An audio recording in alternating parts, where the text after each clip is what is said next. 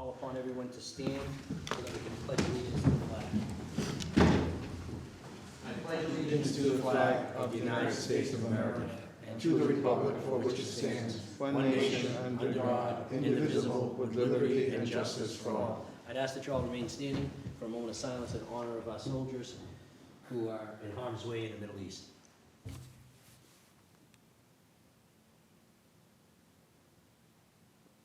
Thank you.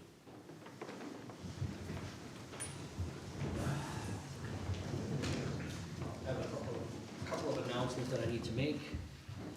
First is that the Sherbert Farm 40B hearing, actually, that would be better served at the 6 o'clock hour. This meeting is being recorded by Dartmouth Community Media, and I guess I could state that now, and if we have to, we'll state it again at 6 o'clock. So just so that the viewers at home and the people that are in attendance this evening, we have 3 40B projects, and the next meeting that we have is for Sherbert Farms, which will be heard this evening at 6 o'clock. Then beyond that, we have 2 others, one which is Hawthorne, the Hawthorne 40B, which will be heard on May 21st at 5 o'clock here at Town Hall in room 304. And we also have the Hathaway 40B project, which will be heard also on May 21st, but that will be at 6 o'clock here in room 304. So just to make it clear, we have one today at 6 for Sherbrooke, and we have 2 on the 21st of May, one at 5 o'clock for the Hawthorne 40B, and another for the Hathaway 40B at 6 o'clock. So we have an administrative portion of tonight's meeting, but it's my understanding that the petitioner may not be attending, or there's some concern that there may have been an agreement that may have been struck. So with the permission of the members of the board, I'm going to take the that matter, and I'm going to take them out of order, and we're going to move to the public hearings portion of tonight's meeting, if that's okay with my members. Yes, sure. All right. So, moving on to the public hearings portion of tonight's meeting, we've got case special permit ZSP 25-6. I believe that this is a continued matter. The petitioner applicant is Jenny Reynolds. The owner is Tracy Noonan, manager of 8 Bono Court LLC. The subject property is located at A Bono Court, also known as map 121, lot 19. The property is located in the general residence district. This was legally advertised on January 22nd and January 29th of 2026. I think we've already waived the reading of the abutters list on this. We opened the hearing. We did open the hearing, but it doesn't say that it's continued on the agenda. That's the only thing. Just wanted to make sure that my memory was correct. We've already read the denial letter into the record from the building commissioner as to what his concerns were. I may want to do that again if we have it. I did put it in there. Do we have it? Okay. Let's see if I can find it. I think I did. You have it there? May not be in mine, but I think it's in yours. Okay, I have it here because I read it last night. Let's, Ah.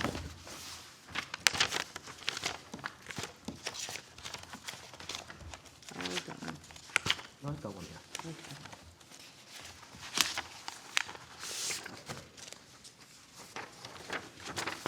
All right, this letter is dated December 5th. This is from the building department. It's addressed to Jenny Reynolds of Prime Engineering. It's regarding 8 Bono Court. And the building inspector indicates that, I have reviewed your application, and at this time, your proposal cannot be approved due to noncompliance with current zoning regulations. Applicant seeking to add a 576 square foot addition to a non-conforming structure built in 1950. The current structure meets one 10-foot required yard setback and the front yard setback of 20 feet. The addition is proposed to be built 11.9 feet from the street. A special permit is required to increase the nonconformity of the structure. Your application is being denied under the following sections of the Dartmouth zoning bylaw: 375-10.4D3B. Subpart B indicates, in addition, buildings or structures may be placed a minimum of 10 feet from all perimeter lot lines or 20 feet from a street line if the lot upon which the building or structure is to be located was in existence prior to October 26, 1993. The benefit of this exemption is available to lots which already had buildings or structures located thereon prior to October 26, 1993, which my understanding is that this is one of those buildings. And also, for compliance of 375-6.2B2 nonconforming structures, when the expansion or alteration of a structure cannot conform to the development standards for structures in the zoning district in which the structure is located, the structure may be extended or altered by special permit granted by the Board of Appeals. The Board of Appeals shall issue a special permit, the Board of Appeals shall not issue a special permit unless the board finds that the extension is not more detrimental to the neighborhood than the existing nonconforming structure. That's the legal standard. Let me just underline that in case I have to come back to it.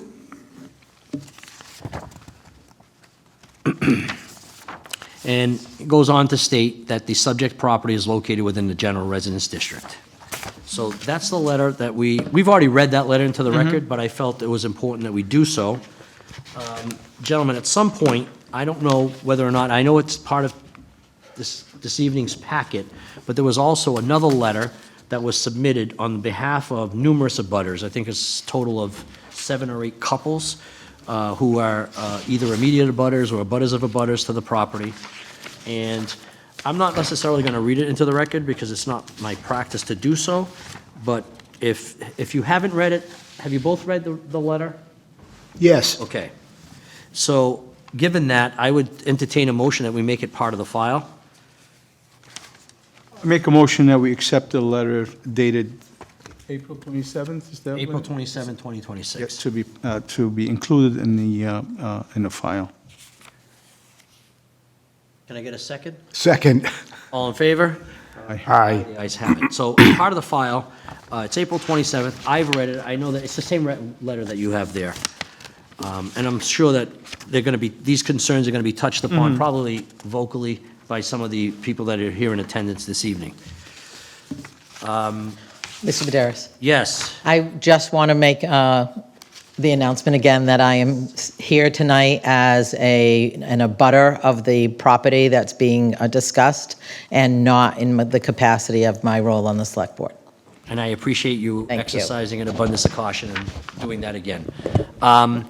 But at this point in time, I'm going to call upon, I believe, the petitioner's we already took the podium.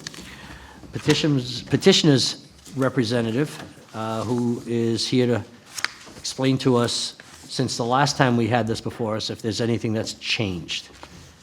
Good evening, Mr. Chairman. For the record, Christian Fallon, Principal Engineer and President of Fallon Corp., representing the applicant. We're taking over this project. Originally, Prime Engineering was involved. I know you heard Mr. Rayom's presentation, but I just really want to touch on a few things. I did have a chance to read the minutes from the last meeting. I went over all the submittal documents.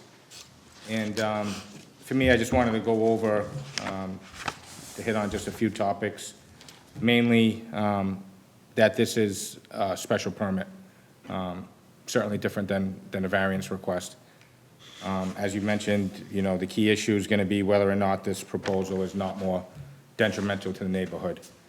I did have a chance to go by this property, and I think this aerial here, which is Mass Mapper showing GIS property boundaries, gives you a good, if you haven't had a chance to go out there, which if you hadn't, I highly recommend it because I think it's very critical for this project, and really order to vote on it. We can go over plans, we can go over architectural plans, we can talk about FEMA, but I think the important thing is here whether or not this is more detrimental to the neighborhood or not. And I think the only way for you to do that would be to drive by this neighborhood. But if you haven't, this is very helpful here. This gives a good neighborhood consistency of what the neighborhood consists of, which is very similar, small, non-conforming lots, of which majority, and I'm sure many of the abutters' properties, buildings are less than the 20 feet front setback and 10-foot side and rear setbacks. I think that's very important. That's a fact. The lot itself is 4,940 square feet, pre-existing non-conforming waterfront lot. The dwelling itself, 720 square foot. It is in the velocity zone. And one issue why we're here tonight is because the town, by eminent domain, took over 41% of the lot with the sewer easement. That's to the east of the building. So the only area, viable direction the owner could put an addition on would be towards Bonneau Court. Can't go towards the water, can't go to the east, can't go to the north. The addition itself is 24 by 24 addition, which is a total of 576 square feet. That brings the total structure to 1,296 square feet, which is a total percentage of the lot, 26%. I think that's very consistent throughout the neighborhood. The setback we're seeking, the required frontage setback is 20 feet, and we're at 11.9 feet, which is relief approximately 8.1 feet. I think it's important to note that the setback relief we're seeking is from a paper street, not a roadway that cuts through, that cars are gonna be driving through. It's actually a grass area that the abutters use to walk through in order to get to the common dock area. The abutter to the, direct abutter to the south is closer than the 11.9 feet. So if we're talking about consistency, that's a great example, is our neighbor. In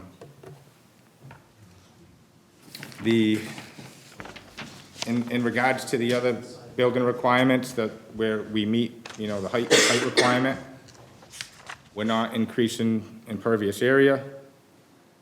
We're maintaining the residential use. In regards to traffic, it's a single-family house adding one bedroom. I don't think, it takes an engineer to know that's not gonna increase traffic flow here. In regards to the environmental issues, which are not your purview, but I think it's important to note that the project was approved through the Conservation Commission already.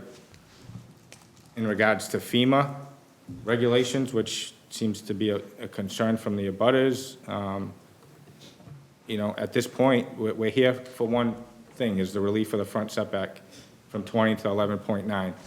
The applicant, whatever happens tonight, it still has to go in front of the building department and file the building permit, and they have to meet state and local building code requirements. That's not your purview. In regards to, I saw some concerns, so this is an Airbnb. That's, again, it's not the issue of the zoning board to deal with that. I think the town has regulations, and if this is allowed to be an Airbnb, so be it. I think, some of the abutters, at some point may turn their houses into an Airbnb. And again, we're not here to discuss that. Some of the comments, the plans may be missing some details. The one thing I noticed on the plans is that the proposed deck on the civil drawings isn't shown. That's towards the Poneganyet River. So that's something that would need to be cleaned up. I'm not looking for the board I don't think the board could vote on with that being an issue because it's not shown on the plan. And I think that having that deck there, I would have to talk to the building commissioner, but it's not going any further out than the existing deck, but I'm not sure, since the deck's increasing in size, it may trigger some relief for that as well. I don't know if that was missed by the building commissioner or not, but it's something that, you know, I would want to address and clarify going forward.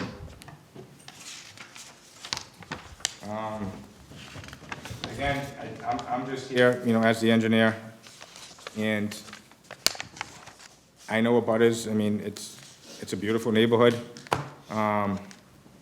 being down in South Dartmouth. But just looking at this, it's, for me, it's factual that it's consistent with the neighborhood. I think the fact is, if these abutters here tonight were in favor of this project, I think it would be an easy vote for you. But unfortunately, they're here opposing it, which is their right. I don't blame them for that. I'm glad they're here, because that's their right to do so. But in all fairness, I think, you know, looking at this, I think it's very consistent. And most importantly, you know, I don't think, you know, it's more detrimental with this addition going on to this building. Just because it's similar to every other, at least dwellings within the area. And, you know, I can walk you through, but I think it's pretty clear, just by looking at this right here. And, you know, Mr. Rayom submitted these as an exhibits, so they should be part of the record. Thank you. Which exhibits are you referring to? I think these were exhibits A and B that he had. What are they specifically? Are they the plans, the house design plans? They Or the should, addition, I should say, design plans? I received the package. I just want to make sure I have the same thing that you have, Yeah. that you believe was submitted. Are you talking about this? Those are the architectural plans. Okay, and then I It was a also, letter, it was a narrative from Mr. Rayum. Okay. There was oh a yeah, that report. was, Yeah, there that was from the last, at the last hearing, okay. I don't have that here right now at this moment, but I understand, we read those. Okay. All right, Mr. Fallon, I think maybe at this point in time, we'll try to hear, unless any members of the board have any questions for Mr. Fallon. Go ahead. Okay. Can you go back to one of the other, yeah, that one right there. So the road that's labeled Bono Court, Yes. it is bituminous at that point? It's bituminous to right here. It stops. Oh, so partway, before it even reaches the house, it stops? It stops right pretty much at the front of the house. And then from there, it's all grass until you get to the dock. If I, yeah, I can probably zoom in here. Go to, Oops.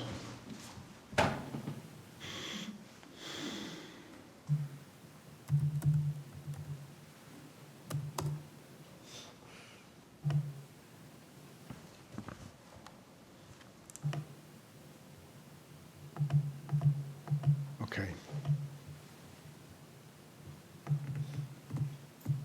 so this is the edge of pavement here. This is all grass area. This is the dock, and this is actually the property line, very close to it. So they would be coming 11.9 feet from here. Okay. Again, this is the abutting property. This is the house. Okay. Okay, thank you. I don't recall, I was there today. I don't recall there being a dock at the end of the roadway. Maybe I missed it when I looked over.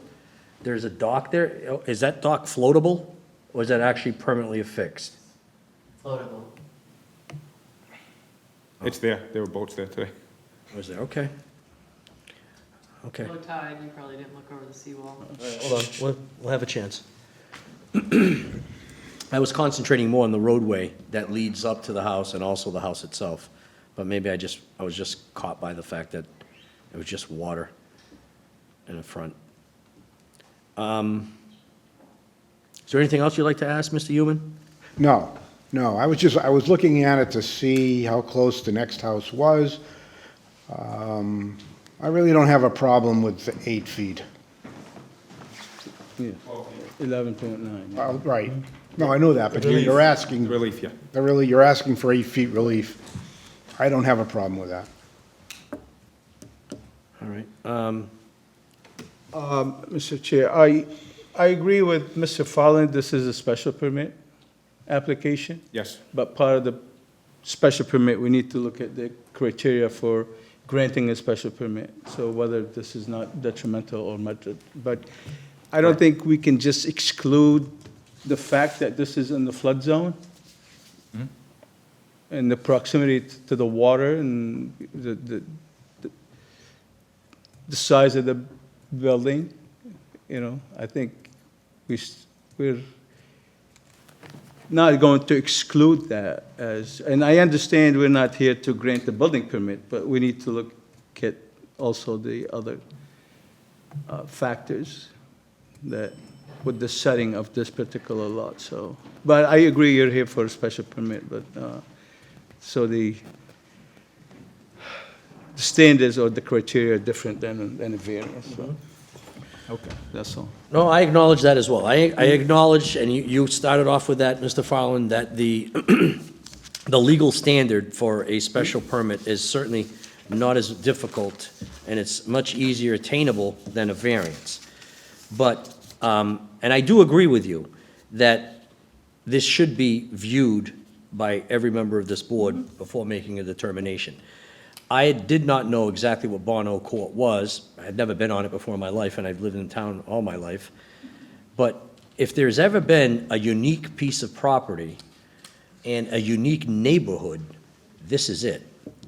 When I tried to drive in, there was a vehicle trying to come out. So I had to back up in order for that vehicle to come out. And then I was in there for a bit, and I looked at some of the other properties, which are very, very nice. They're small properties, well-kept, but they have to be small given the size of the lots. I just don't see how Bono Court, quite frankly, was ever expected to accommodate all of these homes when it was first designed. The thing was more designed for a horse and carriage than it was for an automobile. So when I analyze this, I look at the totality of it all, not just, what's exactly within my purview, what's not in our purview. And you're right with some of the comments that you made, that these certain things may not necessarily be within our purview. And one of them is, we're not here to determine people's property rights for a short-term rental. That's not our job. But when I have to make a determination of whether or not the extension is not more detrimental to the neighborhood than the existing non-conforming structure, I do have to take into the fact that it has been used, based on some of the testimony that we received from some of the abutters, that it has been used as a short-term rental. So given that, given the character of the neighborhood, given the roadway that serves this neighborhood and serves, more particularly, serves this property, I don't know how it won't be more detrimental, but I'm obviously here to listen to people. I'm a big proponent of preserving people's property rights. Not only people in opposition, but also the person who's actually here before us, who's trying to improve their property, make it a better property, for whatever reason, either for them to use or for them to be able to profit from it. And that's, again, that particular issue is not something that we consider, either in a variance specifically, or in a special permit. But again, I think when you look at, just by, I think statutorily, when it says that it's not more detrimental to the neighborhood, in order to make that determination, you can't do that in a vacuum.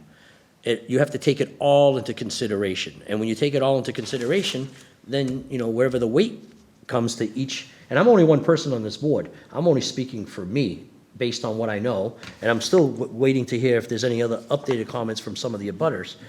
But to me, you have to take all of that into consideration when making the determination if it's not more detrimental.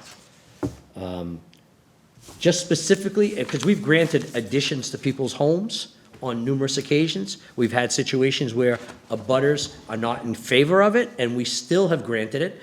Sometimes what we do is we try to lessen the impact by making suggestions to the applicant the applicant takes that and then comes back to us with something that's revised, and then when we review it, we sort of look at it and make a determination that they've tried to accommodate what their need may be, that being the property owner, versus the interests of the abutters. I don't know if that's gonna happen here, but all I do know is that's sort of what my feeling is. I wanted you to know what that is.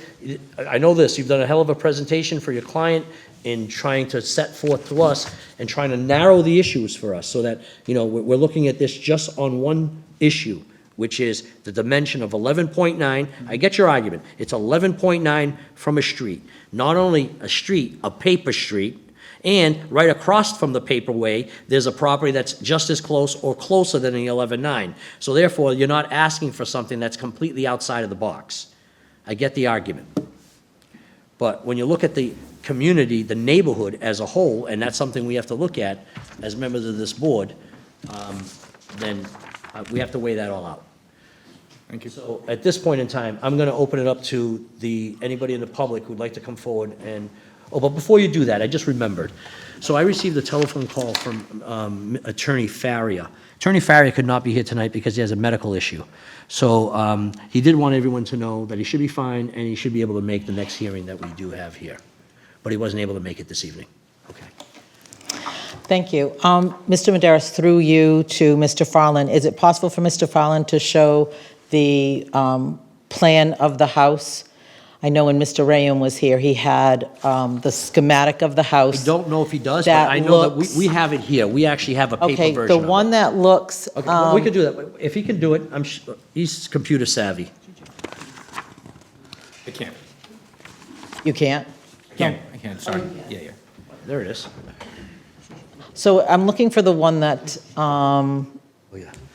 If I just may for a minute. Yep. I've been asked, I need you to identify yourself sorry, again. Every time someone- Heidi this is for everyone. Silverbrooks. Heidi Silverbrooks. Nice to, well, good to see So, you again. But anyone who comes up, you need to identify yourselves and your residents. Thank you. So this is actually the cut that I wanted to look at.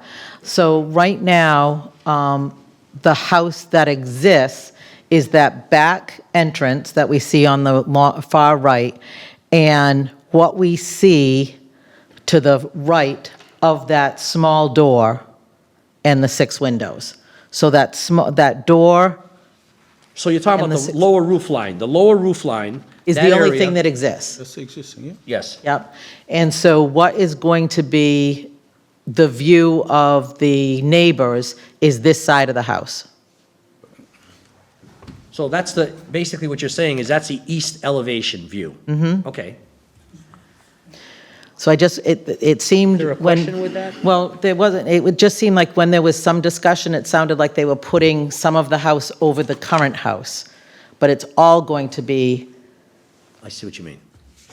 above. And so right now, it's a 1-bedroom, but when done, it would be a 3-bedroom. Interior plans. Just want to make sure that I was correct in that. How many bedrooms are there going to be, at this point, is that correct? Is that a correct statement? That it's only a 1-bedroom unit now, and they want to convert it to become a 3-bedroom unit? Get back to there's only,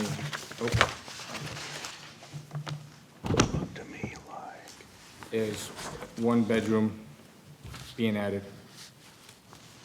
That's the current bedroom. No, this is the new addition right here. Second floor, That's the main floor. so that's the all right, so we will call the main floor, which is the second. So this level right here, this is gonna be a bedroom, this is an art studio. But there is already a bedroom on that second level. This is all brand new right here. Okay, but in the existing house, there is a bedroom. Yeah. There's 1 bedroom. So now it will be 2 bedrooms and an art studio. Yes, An art studio with a closet, yes. bedroom. Studio with a, Either way, if you want to call it a three-bedroom, it can be a three-bedroom. Just don't want anyone here to believe that it's going to continue to be a one-bedroom. Yeah, definitely not a one-bedroom. Well, it's definitely gonna be a two-bedroom, but it is an art studio with a double bowl sink, a shower, and a toilet. Right, and a closet. Just going to So, call a, We were, I was born at night, but it wasn't last night.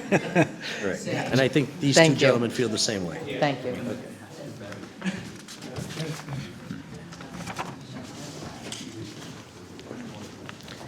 Hi, Sean Name Sean and address, Redfern please. from 5 Bono Court. I'm in a butter. I just wanted to point out that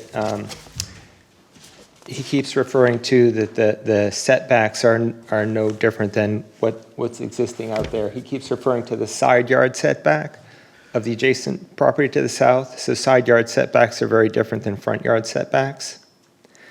He's Well, also, I'm not sure. I think, and I'm not to cut you short, but I just want to make sure we're on the same page here. If I understood him correctly, he's saying that there's a paper street there, and it appears to me that it is a paper street. Yep. That they're proposing, because it's a paper street, they can't use a side yard setback, they have to use a front yard setback. They're supposed to be 20 feet from it, and they're proposing to put something that's 11.9 feet. Right. His position is that the person who abuts the paper street on the other side, they're also well within the 20 feet setback from that street. but that had. I don't know if that's accurate, because I don't see that on an actual plan with a dimension showing me that. I'm going off of what he's just represented. And then I wasn't trying to deter you from making your argument. I'm just trying to make sure that you understood what I understood. Sure, Okay. Now, do you believe that that's accurate? I don't. Okay. And can you tell me why? Because the side yard is different than the front yard on that property there. Okay, so we're talking about, so if I'm looking at that photo, it's that house that's sort of, let's say, yeah, right where his arrow is, right? So you're saying that that house is not closer than 20 feet to the paper street? No, I'm not saying that. Okay. All right, fair enough. But I guess what I'm saying is that this is the. That's a frontage. This is the frontage No. is here. No? Okay. But that's not the point that the engineer was making. The point he was making is, they're saying, we want to be in essence, we want to be as close to the paper street as the person who's already that close to the paper street. I think that's your argument. Is that your argument, Mr. Farland? Yes. If that wasn't a street, a paper street, they wouldn't even be here. All they need is 10 feet. That is true. Pam Redfern, also reside at 5 Bono Court. If I may address that one particular item. The difference is that there is vehicular traffic that brings folks over to Bono Court. The vehicular traffic for the house next door does not come near that paper street. That's the difference. The addition would block further sight lines from pedestrians walking on that paper street, so you could not see them coming. If you had come to the site today, I saw this gentleman park right next to right in the between, blocking the pedestrian traffic and blocking the vehicular traffic. Very similar, the sight lines would be detrimental to people coming from that dock and walking up the paper street. That's the main difference between the two properties. Okay.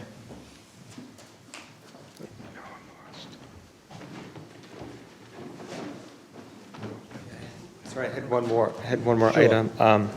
He's also talking about, could you zoom out of the map here? And then zoom back in, and really, if you were to focus on all of the, can you zoom back in a little bit more? Is there an area you want me to zoom in on? Between Clarence Street and Water. Clarence You and- can capture that, going up to Paper Street. So if you see all of those houses along the Paper Street, they keep saying that this is, adding this is no different than all of this. So all of this kind of sets a line here coming down the alleyway, coming down the right of way. And what they're doing is they're going out to here roughly. So they're not being consistent with what's going on in the neighborhood. I'm not sure, if you can come back to the podium, I'm not sure I follow that line of argument, sir. Do you understand what he's saying? No. Okay. Well, go ahead. Kinda, but I think if, I thought the paper street, you're looking at, the paper street is on this side, right? That's the area that they're seeking relief from. That's the street line that they're seeking to place 11.9 feet away from. You're pointing further north of this property site, but I'm not understanding the point. The point is he's talking about being consistent with the neighborhood, and I'm talking about the consistency of the house setbacks along the paper street right now, is what I'm I talking should have thought about. the other house is there, but I don't know if that necessarily applies, because that Bono Court kind of just turns around. That paper street is very, very short there. The rest of it's, Paper Street comes all the way through, also comes all the way through from Parent Street, all the way down here. There's actually two paper streets. So there's a property on what we would call Bono Court, which their address is rear Clarence, because the paper street goes from Clarence to the dock. The Bono Court paper street goes from Howland Avenue to the second paper street. so people have converted this paper street to their own use. No, In we have certain to, we sections. keep it open. That paper street is open. And we just don't tar it because the maintenance of Bono Court is covered by the property owners, not the town.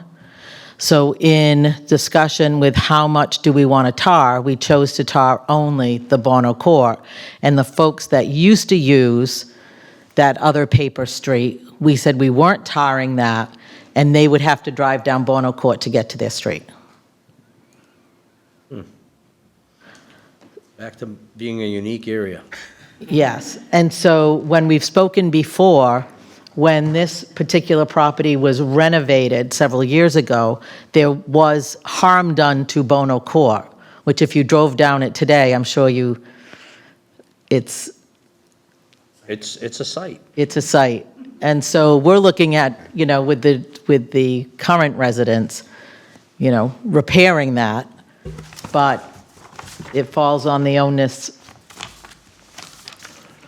of not 8 Bono Court.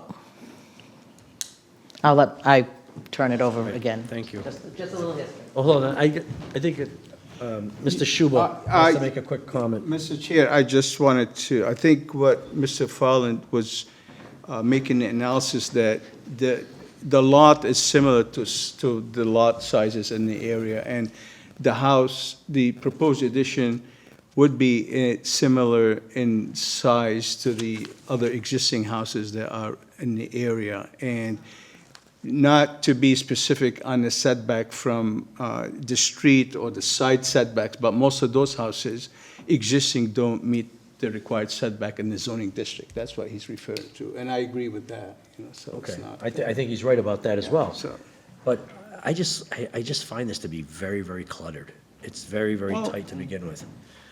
All right, let's hear from this gentleman. Bruce Brooks, owner of 3 Bono Court. One question I have is, if you've got nonconformity, and I can understand why you do a special permit because it's already existing, the nonconformity, but by granting this special permit, would you not be creating another nonconformity by having that setback? Because now you've created another issue. We're just expanding on the non-conformity. You can That's under the rules, that's how it's defined. But you can expand, but now are you creating a situation where they have to come back for zoning for a setback? Because you're deviating away from the zoning bylaw of the setback. And why it they- says if you're building it into conformity, right? That's what it says, if you're going to build it within conformity of the standards. Well, the standard is still a 20-foot setback. Even though it's non-conforming, I feel that it should still have to go through the setback zoning, for one. And in essence, it is, because it's requiring a special permit, a determination by this board Right. that it's not more detrimental to the neighborhood. That grants them the relief that they're seeking. Otherwise, it's a circular argument. Okay, I just want to, because I just feel like I that's, understand what you're trying to do, but It doesn't go there, no. They've got one or two options, and here, the building inspector has determined, because it's and you asked the question the last time, you did touch upon this as well, and I get it, and I'll be honest with you, I struggle with this sometimes. I think we as a board struggle with it sometimes. But this one is fairly clear that it's a non-conforming structure, and they're just seeking to expand upon it. Right. And, well, my question is, why aren't they expanding upwards, for one? And why isn't the single floor on that side instead of the double floor? No reason for that. So I don't really see a purpose of having to encroach within that 20 feet when you're still getting the same thing if you were to flip it around. And I'm not in a position to tell them what to do. But by doing can't. that, you're blocking the view, and if you want to, like, there's Well, quite a few. They may further block the view. If they decide that they want to come back with something different and add on the one-story building, add on there, and just make it, let's say, 14 feet away from the property line, so it's a little bit less, and then come before us, it'll be a much bigger structure. But, I mean, I did read, like, the purpose of the zoning bylaw, and I do find that I counted 7 different things in there, and I'm sure you have too, that contradict what we're talking about right now. Danger-wise, you're blocking the view down to the dock for people swimming or on the dock. I mean, we should be able to protect our rights to that, with our liability, and by blocking our views. Right now, I've gotten phone calls of saying, hey, somebody's down at our dock. What are they doing? Do you know who they are? Because people can see from their houses that they're down there. Now, if you're going to be blocking the views, for us to be able to protect our own property and our liability, I see a problem with that. The other paper street, my father-in-law drives up that street every single year to keep it as being used as a paper street and not dedicated and not dead, that it's just not being used, just to make sure it's still viable. Thank you. I'm sure I thought a few more, but. Pam Redford again at 5 Bono Court. I just want to circle back to all of the comments and information we had expressed. Excuse me, just 1 second. I'm sorry, sir, but we can't be, because this is being recorded, and she needs to take the information. No problem. I just want to circle back to the information we had presented on behalf of the abutters. I know Mr. Farland wasn't here at that time. All of this, the holistic view that you talked about in the beginning, I think that's very important to really understand in reality what would be built today. The drawings were not modified, but in a previous hearing, we talked about how the elevations do not meet FEMA. And so the elevation drawing that we're looking at now actually needs to be raised at a minimum of 7 feet to meet the 19-foot flood elevation to the underside of the structure. That height and that mass is very different from what we're even looking at today. It's not truly representative of what will be built. The the deck was not shown before. It's shown in elevation now. Again, will that be truly representative of what would be built in actuality? I think there are many concerns that you've heard from us. We're a very tight neighbor community. My husband and I moved in. You kind of have to be, given the proximity from house to house. Yes. My husband and I moved in during COVID. These people are really welcoming and a wonderful neighborhood. We welcomed the owner of this property as well. Doesn't want to engage with us, certainly that's their right. But when you're affecting people who've lived here for over 30, 40 years, going to just overnight try and change the neighborhood. And we have the ability to maybe talk about it. That even hasn't been engaged or thought about. Really respectfully, just engaging your neighborhood. I think that should be a minimum of how, like, common civility and decency should be built into our community. I think the teams changing doesn't really change the fact of all the concerns we talked about. Safety, really kind of, again, making the community or built structure of the neighborhood more detrimental than what exists today. I truly believe that's true. The safety factor of pedestrians walking along that paper street is real. We have grandchildren going there every summer and jumping into that water. It's a real joy to see them jumping in and really enjoying the sun and, just the safe kind of enclave that we have today. So I just asked the board if you could really consider all of the commentary that was discussed, I know very rationally, limited to really what's the facts. There is an emotion amongst the people here today. That's why you've seen us here repeatedly. Thank you. Is there anyone else? Hi, Ben Sperry from 22 Clarence Street and 10 Bonneau Court.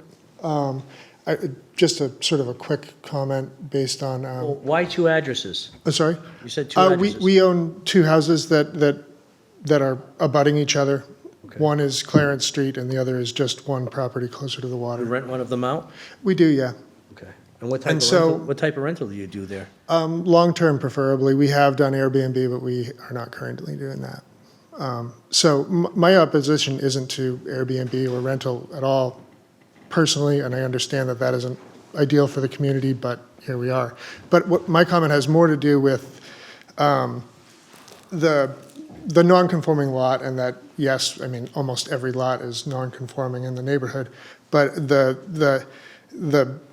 burden here is, is it more detrimental to the community? And understandably, yeah, if one of the houses did not have the addition that it had 20 years ago and they were looking to do that now, just because other people have non-conforming lots is something that is detrimental, not considered more detrimental as a result. Maybe I'm not explaining it well, but just because there are non-conformances and there are other lots that are in similar position to where this one would like to be, why would we accept that? It just seems like that is detrimental. That sort of is the definition of detrimental, given the number of people that have spoken here, and not that the number of people dictates whether it's right or wrong, but I just feel like saying that this is not detrimental would just be not true. In every definition I've Not seen more. more detrimental, I would say, yes. Well, I think part of your argument, if I understand you correctly, is that given the density that exists in this neighborhood, even a small addition is detrimental, given the level of density and on a percentage basis, when you look at it in a ratio, it's significant. Yes. If we're talking with, all the lots were 15 or 20,000 square foot lots, and you're just putting an addition that's only 11.9 feet, collectively or at large, it wouldn't be that significant. But given the level of density that's there, and the density is significant there. I haven't seen anything like that before in Dartmouth, so there must be other areas like that. If there's that one, it's not, it is unique, there's no doubt about that. And I agree with Mr. Farland, which is, and not necessarily that it's gonna work to his client's benefit, but I agree with him that it needs to be viewed. Just because of the mere, because paper, that plan doesn't do it justice to actually understand.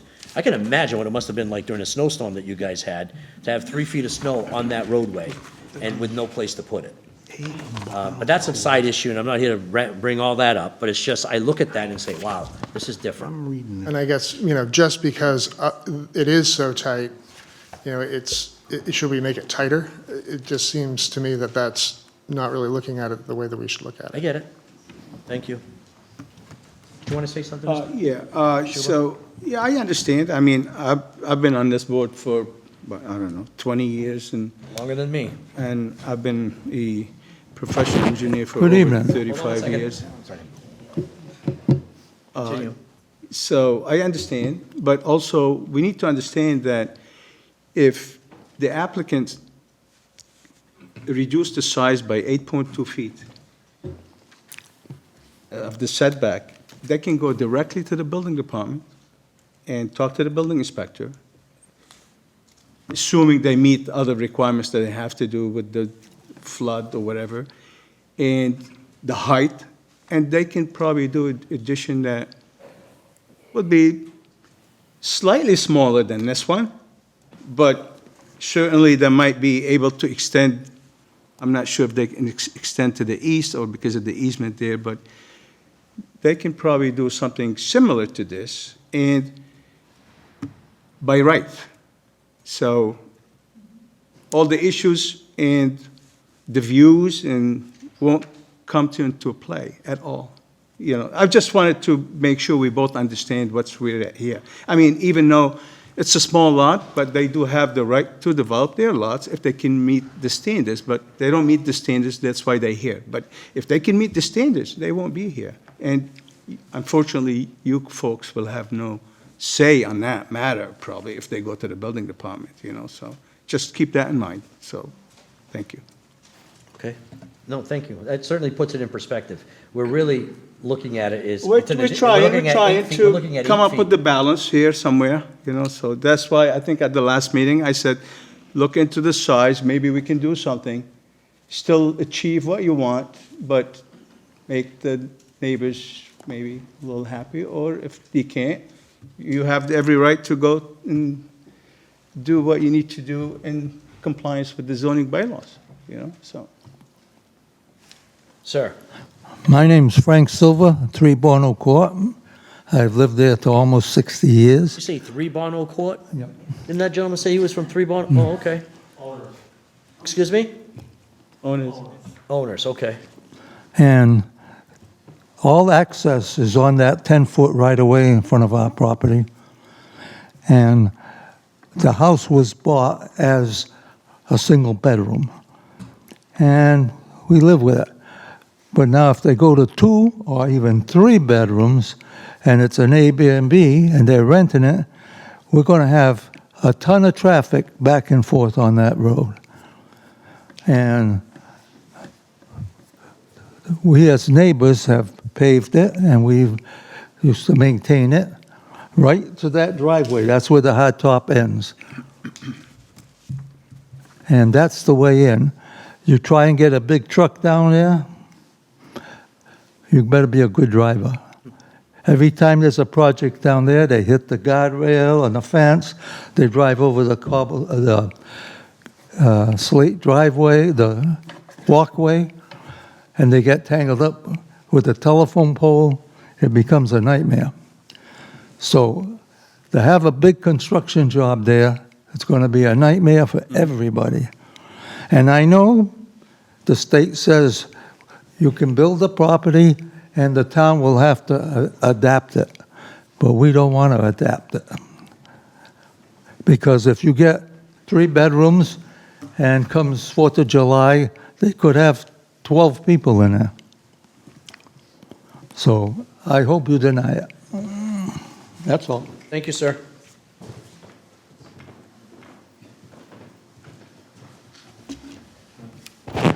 Here we go again. Enid Silva, 3 Bono Court. This whole area that you have just examined was a summer cottage area for businessmen in New Bedford. It was called Ferndale. They owned the whole piece of land. It got divided up probably long before I was born, which is more than 85 years ago.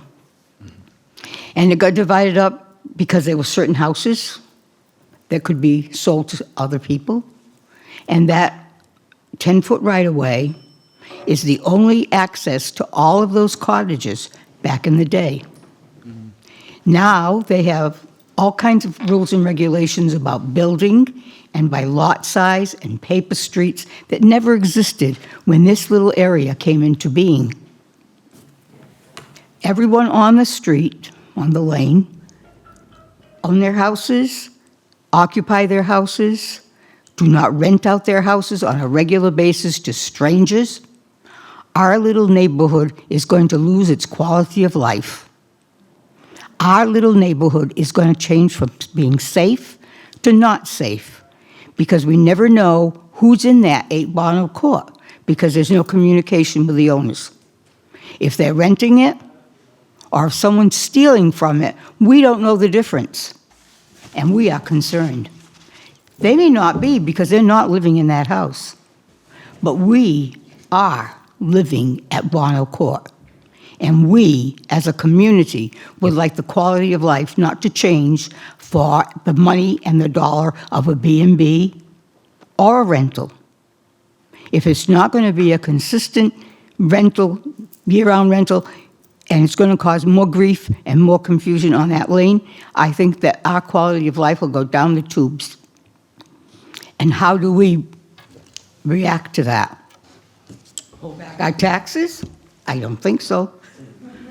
Make a petition? I don't think so. Because once the Zoning Board of Appeals grants this applicant the right to do what they should be able to do on a public street with the right frontage and side yard, that would not be a problem. But this is not on a public street. This is not in a neighborhood where everyone has been conforming to the rules and regulations. The rules and regulations didn't apply when these lots were divided up. And we are living with it and enjoying it, and we'd like you to come down and visit it, but don't stay. Thank you.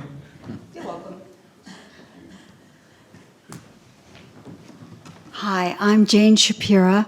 I'm at 6 Bono Court, and my neighbors have made beautiful, beautiful arguments against this special permit.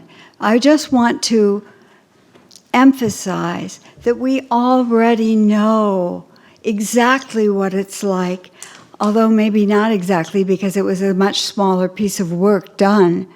But that particular house, 8 Bono, had been kind of fixed up a few years ago. And I, for one, and I bet most people here would agree that it was hell for us all. Bushes were trampled. We couldn't get, I know I had trouble getting to work in the morning. I couldn't get out because it's a lane. It's like, as Heidi said last session, it's like a driveway. So you're having an enormous truck, many enormous trucks, barreling down a driveway. And you're trying to get out, or your child is trying to get out, or you're trying to walk your dog. Then finally, gratefully, we were thrilled, it was completed, and the Airbnb started.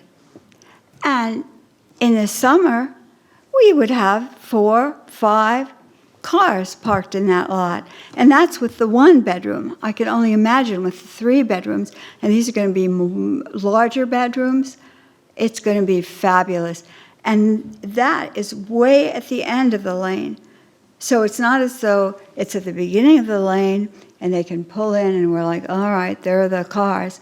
No, they're going to go past every single one of our houses and come out and absolutely make it the most congested little sidewalk lane in the world.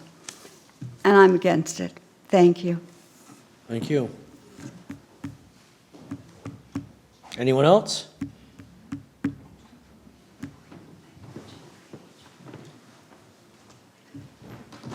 It's your third time.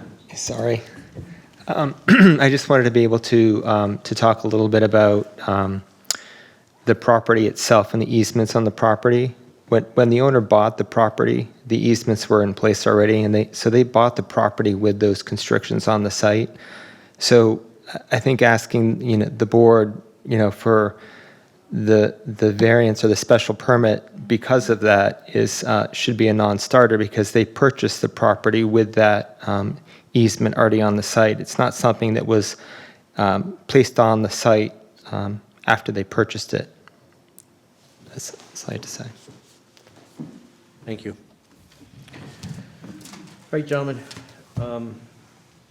Obviously, I got to give Mr. Farland an opportunity if he has any counter to anything that was said. Is there anything that you'd like to add to provide to us, or either emphasized or clarified?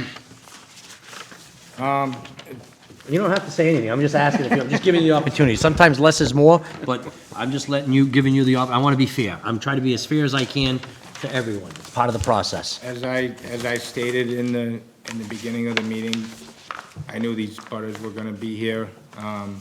3 Bono Court, 5 Bono Court, their properties, front setbacks are significantly less than what we're asking for. 6 Bono Court, significantly less what we're asking for. So if we're here tonight, I am a town resident, I think this is a fair proposal. I think it's consistent, not as the design engineer, but also as a resident of Dartmouth. And I think as far as the value goes, when you improve the property values, and ultimately, I also own a real estate company, it increases the value of the properties that abut it as well. So, All right, thank you. thank you. Michelle Sperry, 22 Clarence, 10 Banu. Just kind of taken back by what you're saying. You have to talk to me. It's an established neighborhood. And if you do look at the lot sizes, like the frontage, this addition is going to take up that whole space where the other cottages have yards and places to park cars and push your snow into. I feel that pushing into that space is just, it's your property, you should be able to do what you want with it, but we're gonna have to absorb them having less, because they're putting a house there, so they're gonna push their leaves into the laneway, they're gonna push the snow, everything just gets squeezed with this building size growing. It's just making it tighter, and it's not gonna be good for anyone that lives there. Right. But just a counter for that, right? We're just dueling a little bit, dueling. Yeah. All right. You did hear my colleague here say that we're basically arguing about 8 feet, because if he's 20 feet, he's asking to be 11.9. So if he cuts it back by 8 feet, he doesn't even come here, you don't even have an opportunity to be heard. This gets allowed and granted by our building inspector. So we're really arguing about 8 feet. But I do agree with you that density is a concern. I'm not taking away from that argument, but he certainly, for me, he put that into perspective. I can't believe I didn't even think about that yesterday, but he put into perspective that we're arguing about 8 feet. 8 feet by whatever the length of the building is. That's a lot, if you think about it, with the amount of people that we. Most lots it wouldn't be. And Yeah. this lot, And this it's more neighborhood, this significant. small, special cluster of it's tight. And that maybe I'm not making a clear point, I just feel 8 feet in that neighborhood's a lot.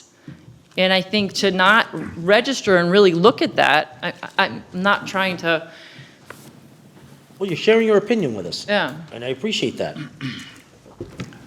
Thank you. The whole world's coming back up. That's number 3 for you, too. I'm sorry.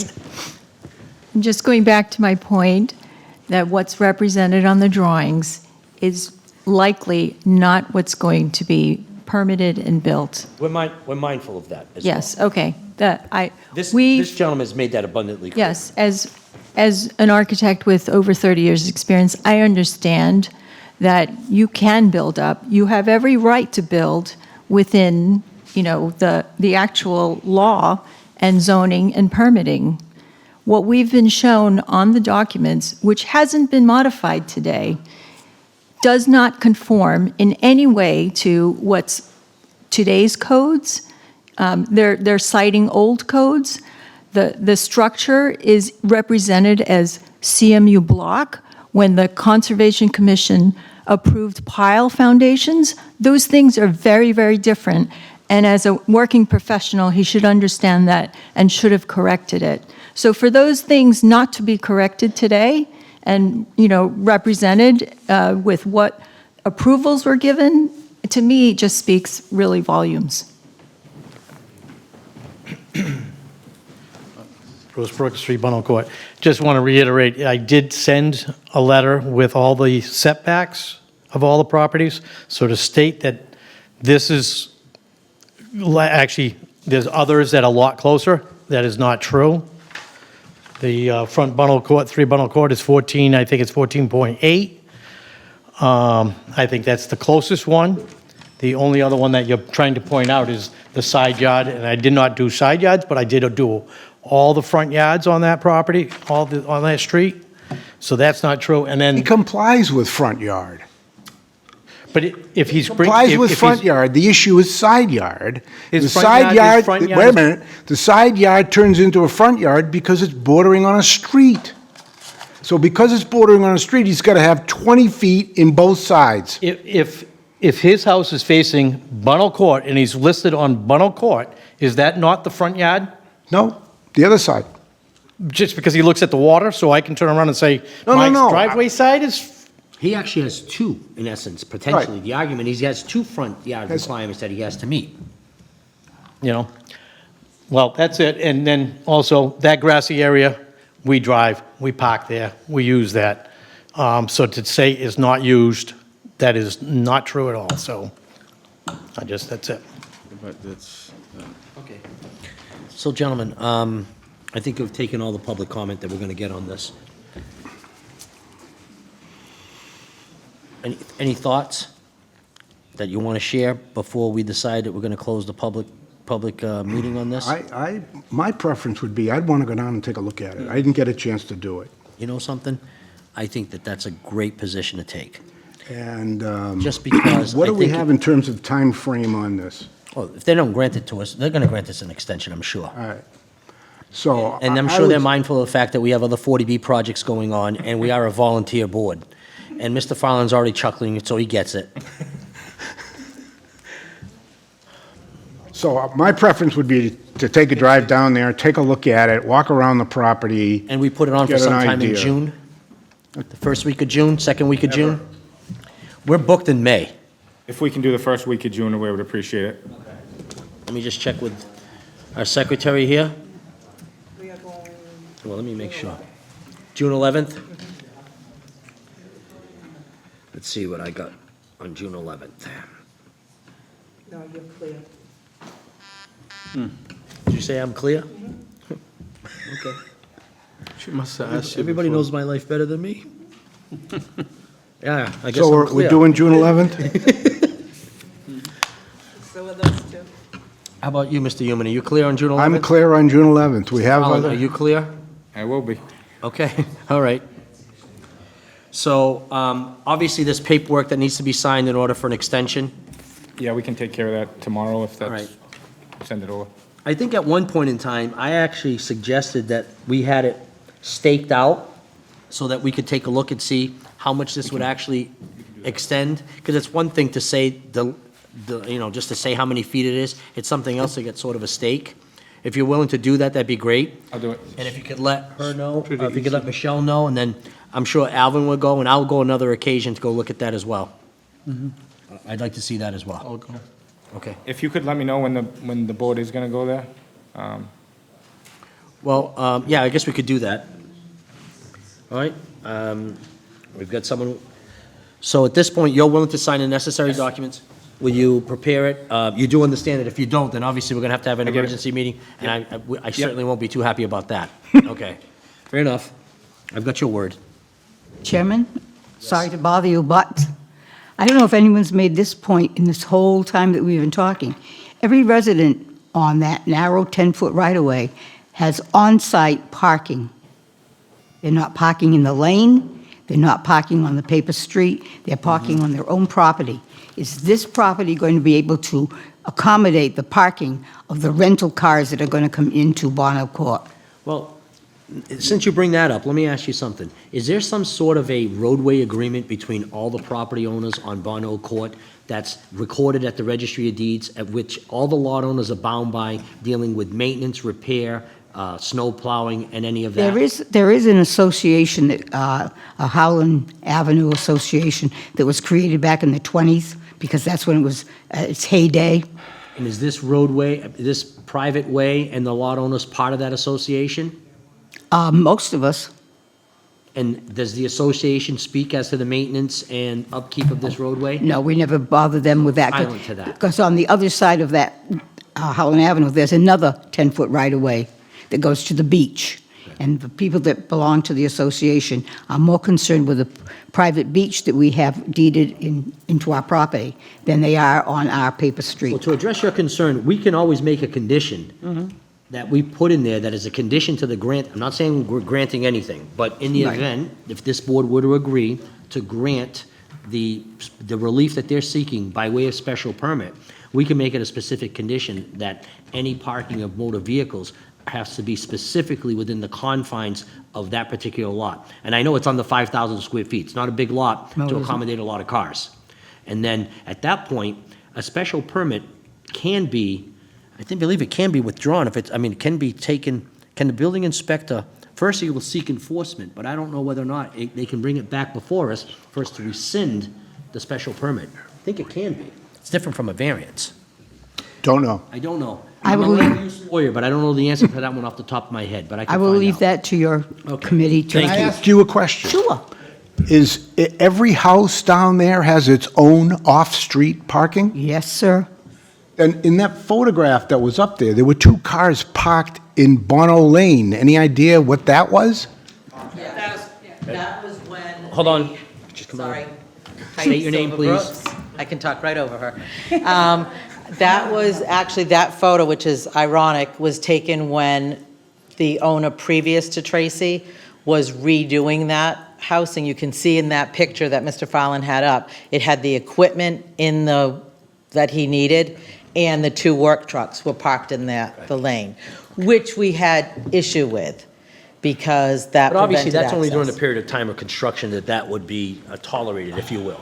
Yeah, You wanted to say something, Mr.? but that's why they were I would parked just say, there. Mr. Chairman, we have plenty of parking on our site, and we would welcome a condition that there will be no parking on the private right-of-way. All right, so, I think we're pretty much, do you want to add something else? I do. Okay. If we're going to give this additional time, I think it would be great if those deficiencies or inaccuracies on the documents could be corrected. Well, If I may, certainly the civil drawing will be reflected with the setbacks, but at this point, the applicant, as far as the architectural plans go, those are going to be submitted for a building permit. So we're not going to be spending money on architectural plans right now for full construction drawings. They're not part of the special permit. They're not required. We had, like I said, we're here for the setback. As far as the zoning goes, I will assure the civil drawings are reflected with any discrepancies, but the architectural plans will not be updated. all right. And as far as giving time, we're actually giving time for the board to go out, which I think, as I said in the beginning, I highly recommend a site visit. We're not delaying the project. No, I understand that, but you're aware of the impediment that you may be confronted with, even if, assuming that this board were to consider even granting the relief that you're seeking. Sure. That and I think that they're pretty astute in this as well, and I think you have some inclination as to whether or not they would have to be changed and height requirements and how the building would be, but that's between you and the building inspector. Yeah, we have to meet the building code. We have to be under 35 feet. The most important thing, I think, we're going on is 11.9 feet. Whether it's 34 feet, 34 and a half feet, or 33 feet is irrelevant to me. And I think it should be relevant. I also don't want to be in a situation where it's almost physically impossible to actually build it, and you're making us trying to make a difficult decision here just to find out that you can't do it anyway because of the height requirements. So, If they have to take a floor off, they would have to take a floor off. okay. It should work on the ground as well. There are two, underneath the pebble gravel, which we all understand because we've seen it. You know, those ground conditions should be accurately surveyed. he's gonna plot it out for us, and we'll see where that brings us, okay? Thank you. I agree, Mr. Chair, and if there's any changes from what we grant here that might affect the conservation, they have to go back and amend the Conservation Commission permit, and they have to comply with the building permit. So we're not, as long as the plans, the architectural plans are correctly shown on the site that may not, that things that might affect setbacks, like, because in Dartmouth, I think the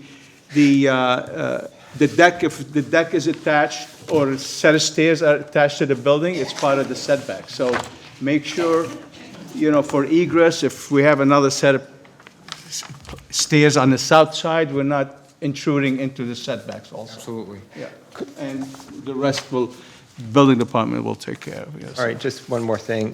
Could they locate the septic cisterns that are on the site where the addition is proposed? There are two cisterns that are there that are covered up. I guess you could locate it if you want.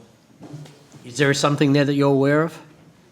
It's tied to sewer line, so it's, Oh, it's tied to sewer? yeah, I mean, if it's, You have to remove it if it's in. construction will have to be removed accordingly, and if it's, All right. It's right underneath the addition.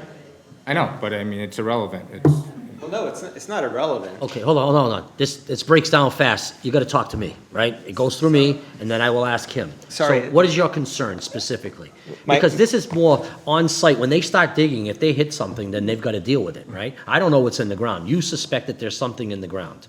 You suspect that maybe you have more than just a suspicion. You've got some rational basis to formulate your opinion that there's something in the ground. That's great, but I'm not overly concerned about that. That's kind of, be honest, it's outside our purview.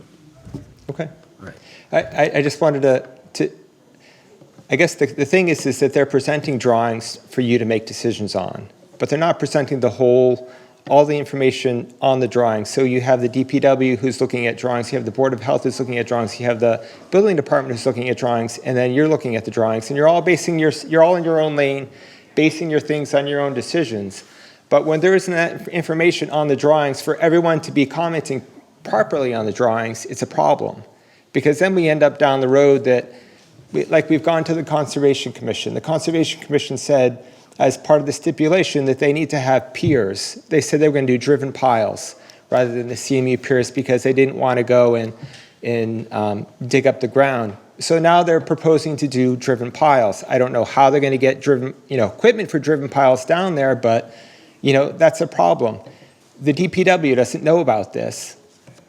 So if they're not going to update their drawings and resubmit them to everyone so they know what's going on in the project, it's a big problem. Okay. That's all I'm trying to say. They will, not at this point. We're not here to approve certain type of building or structure or a foundation. We're dealing with the 11.9. This is what we're dealing with. So it's a setback issue. Sure. We're not granting a building permit. They still once they go to the building permit, they have to apply they have to file with the building permit and provide a full set of constructions. It goes to DPW, it goes to all the different Board of Health, everybody in town, where they can review it and make their comments based on that. But Sure. You understand? So No, I understand. I just want to make sure that the information is there. the information that affects the zoning board of appeal will be on the plans. That's what we asked the applicant, and this Okay. is what we're concerned about. Great, thank you. Thank you. I'll entertain a motion to continue to June 11th at 5 o'clock. Well, are we still going to be doing that at 5 o'clock? Are we going to do it at 5? Yes. Okay. I don't have the information about that. I'll do it. I make a motion that we continue special permit ZSP 25-6 to June 11th at 5 PM. Second that motion. All in favor? Aye. Aye. Aye, the ayes have it. See you all on June 11th. All right, gentlemen, I'm going to take a short recess. Back in session and moving back as we took this matter out of order. It's an administrative matter. It's an unusual type of matter that we don't typically handle, but it's a request by First Dartmouth LLC for a determination of an insubstantial change in connection with a comprehensive permit, case number 2018-18, issued March 11, 2021, for the town project known as the Preserve at Dartmouth, located off of State Road and Reed Road. I'm sure you gentlemen remember this one. This was one of the first 40Bs that I was ever involved with. And it was one that we granted during the pandemic.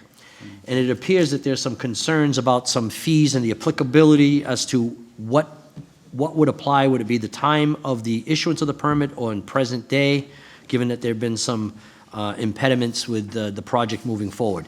But we have our counsel on this, who's well aware of it, who can provide us an update as to maybe what the issue is and where we're at. Yes, it does have to do with what types of fees that the town imposes are determined to be local regulations or not. However, even though that this determination was scheduled and the applicant's counsel was planning to be here tonight, there have been some conversations between the applicant and the town administrator about resolving the issue, and so that the board may not need to take it up. So the applicant's counsel has requested/consented to an extension of the deadline for the board to make its determination until May 21st. So, and during that time, it's possible that it may get worked out and get withdrawn. So if it pleases the board, you could just make a motion to continue this. Okay. So you feel comfortable that the understanding is that the Attorney Bobrowski has agreed to Yes. continue the matter? Yep, to May I have an 21st? email from Mr. Bobrowski in which I suggested a continuation until May 21st, and he said, sure, that will give us time to discuss the pros and cons, and that need to be addressed, so, with the town, Yeah. so. Well, he's a seasoned officer of the court. I can rely on that representation. I don't know about my other members of the board. How do you feel about that? Yeah, I'm fine with that. I'm fine with it. Okay. All right, so I'll entertain a motion, gentlemen. So I make a motion that we continue the request for discussion. Well, it's the request. Determination. Yeah, the determination. Determination for First Dartmouth LLC for insubstantial change in connection with the comprehensive permit case number 2018-18 that was issued March 11, 2021 to the May 21 hearing at 5 o'clock? Yep. 5 o'clock. Second that motion. All in favor? Aye. Aye, the ayes have it. So I think that resolves that. Yes. All right, now, we took matters out of order, but we're moving on to the public hearings portion of tonight's meeting. And that matter is comprehensive permit ZCMP-25-2, which was continued from December 11, 2025. The petitioner is Robert Lincoln. The owner is Sherbrooke Farms LLC. The subject property is located at 498 Old Westport Road, also known as map 48, lot 29. It's located in a single residence B district, and this matter has been previously advertised, and we waived the reading of the abutters list.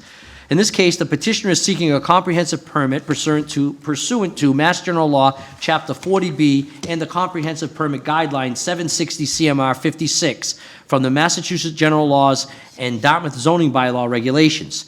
The petitioner/applicant is proposing a development on approximately 81.8 acres to be known as Sherbrooke Farms, to be located at 498 Old Westport Road. The development will have a total of 156 units of rental housing, including 39 affordable units. And the petitioner is requesting waivers from, and it's several sections of Chapter 375, Section 375-. So I think we all know what we're confronted with here and what they're seeking, and we've had numerous abutters actually speak upon this and voice their opinions at prior hearings. And we have an audience here today as well, which I can only presume are also people that are concerned who are abutters. I think I'd like to place on the record two things. One, that Attorney Faria, who's an alternate member, was not able to attend this evening because he's experiencing some medical issues, but he is expected to do very well and will probably be present at the next hearing. In addition to that, I believe Dr. Agai has consistently asked that I place on the record that he has recused himself at all the other prior meetings and is recusing himself and renewing his recusal this evening, correct? All right.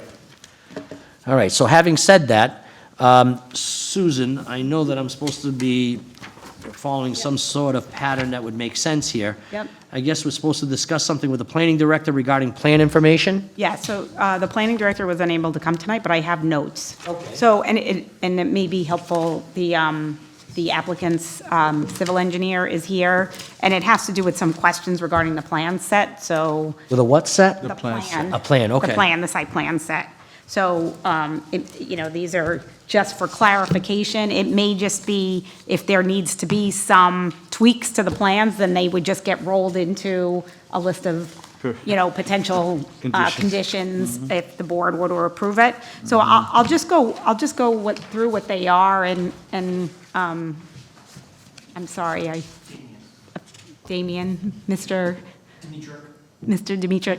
It might be helpful if you have the plans up there, then I'm going to reference the sheets, and then but you can start on the first sheet. So the first sheet does reference that it is 10.813 acres, right, at the top, under site information, right? And then if you go to the third sheet, right? Now, is that 2 lots or 3 lots? It appears, it references a lot 3, but it points off the map to the north there. Yep.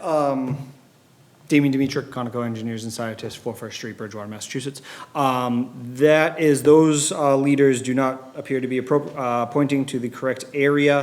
The 3 lots highlighted in red are the lots associated with the project. Note that all of the work is occurring in this front lot, with maybe a minor amount going over for the infiltration basin down here. So this is continuously owned by, under Connerman ownership, but the majority of the work is occurring down here. So I believe that 10.18 acres on the site is associated with the property that's actually shown and highlighted on the cover sheet there. And that third parcel is that little triangular piece in that corner, is that the third parcel? I believe so, correct, Okay. yes. All right, that would make sense if that's accurate.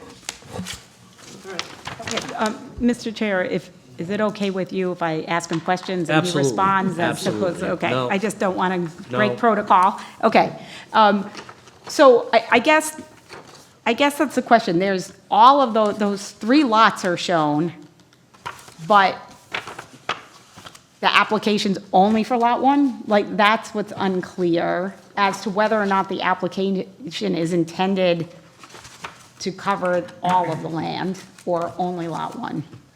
The application, this is all being considered one parcel for the project. They're currently 3 separate parcels. We don't Okay. want to combine them. Actually, one of Nich's comments was making sure that they're having a condition about the parcels being combined to meet, I believe, the aquifer protection overlay zoning requirements. Right, so that's what we're going to get to in a minute. So does it make sense, though? Should the site information be corrected on the cover page to be the total acreage of all 3 lots? We can definitely correct that.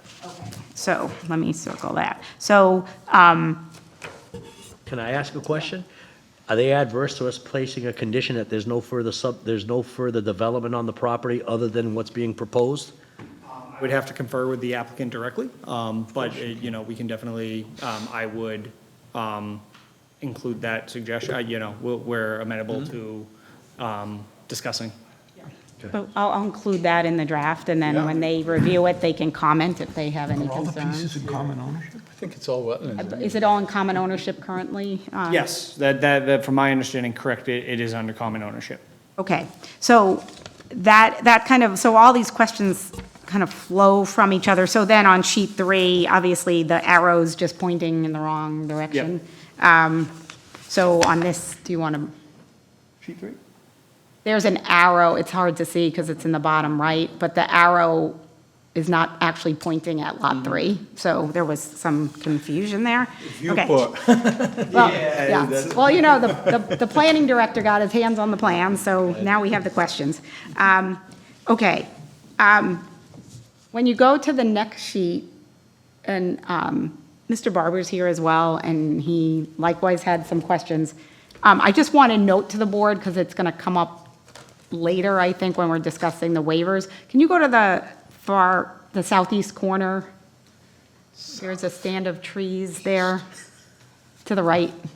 There we go. So there's a stand of trees that exists there. If you zoom, I don't know if you can zoom in any further. Yeah. There's 5 of them, or 6. Yeah. Yep. So there's discussion about maintaining those trees, but some of them, as you can see, are noted already as being dead. So that's going to come up with some of the comments from the staff when there's discussion about maintaining some buffer between the existing residential homes and the project. And so that one, there's already some dead trees there, so I just wanted the board to visualize it, and then we'll get back to it, if that's okay. Is that where the emergency fire exit though? Well, you want to go to the next sheet? It is in that area. Are you grading there? I think you have a 10% grade. Yes. Yeah. Still being maintained there, I see it. Yeah, but I don't know. But some of them how- are dead. Okay. You're filling over there? I think like, I believe it's a cut. oh, okay. If I can go to the grading plans here. Well, that probably drops steep grade there. Although, look at the topography. trees- That the drops trees quite a aren't- bit. Yeah, that's a cut. Shown on this plan. Yeah, yeah. We don't show them on every plan. 12 feet? So that 12-foot may be difference. another note, that those trees Trees are gone. needs it, right. The tree, there's going to need to be, I think the recommendation from the planning director is that whether it's the existing trees or new trees or a combination, that there be a buffer maintained for that single-family home and this project. So, okay. All right. I think then we get, the next questions come to sheet 7, because that's where the zoning table is. Okay, so we talked about what lots there are. Okay, so this is where there just needs to be some reconciliation between all the parts. So the first thing is that this property is in residential B. But it's also in the Aquifer Protection District. And some of the dimensional requirements are different or more strict in the Aquifer Protection District. So the zoning table should also reflect being in the Aquifer Protection District. I don't know. The setbacks are the same, the square footage is the same, the No, frontage the is the lot same. coverage is different. Oh, the lot coverage, yes. Well, Okay. well, that, they need to seek relief if it exceeds a certain percentage Well, they'd need a waiver. with it. Yeah. Yeah. So if you look at that table, there's an asterisk, it's kind of hard to read well, I didn't bring my glasses, but luckily I have it here in front of me. There's an asterisk that says a waiver was requested. I don't know if there's anything with an asterisk on, over there, for the rear yard, so that's true, they need one for there. But the issue is the maximum building coverage.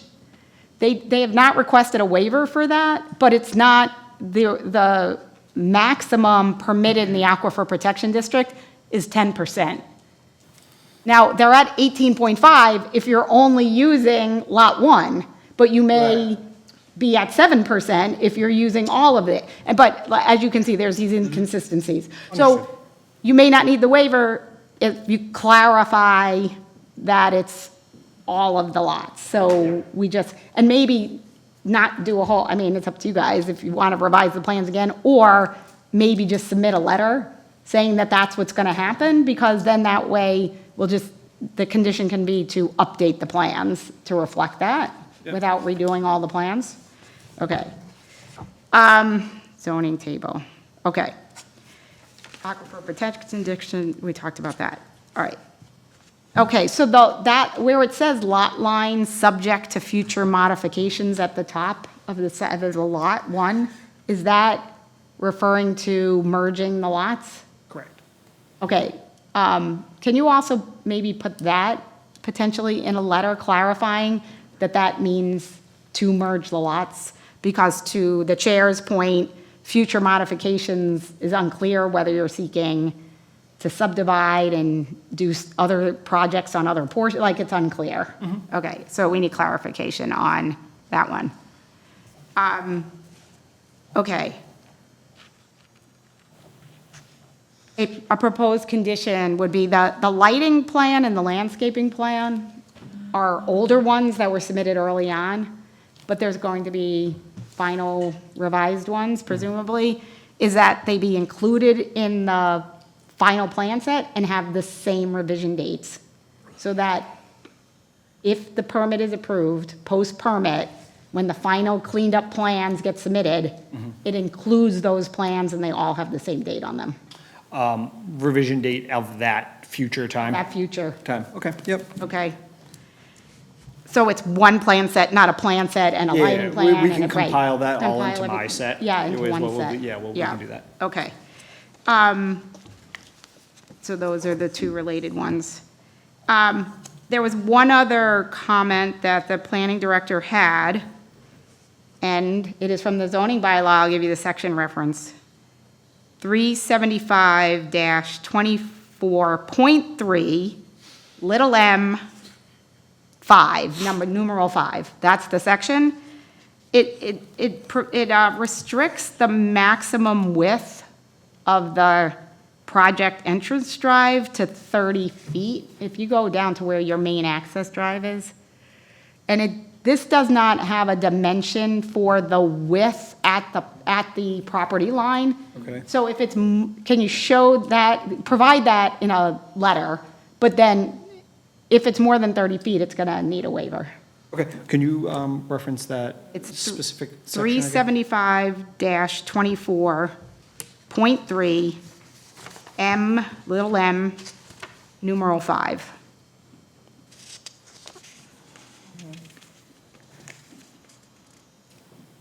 There's 3, just a little m, not a big M, and then a little m. Point 3, and then little m in parentheses, and numeral 5. Numeral 5. We could always email that to you.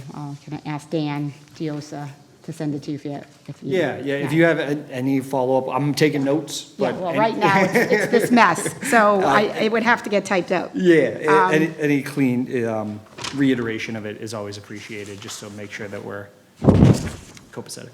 So, Mr. Chair, that was the first bullet point on your list. Okay. All right. Mr. Barber has some comments on the plans as well, but he's going to present his memo separately. All right. Mr. Chair, I don't know if it makes sense, and I don't know if you want to ask Mr. Barber whether he wants to review his conditions first, since they're about the plans now, or do you want? Whenever I can put The him on the end. hot seat, it's always good. Bring him up.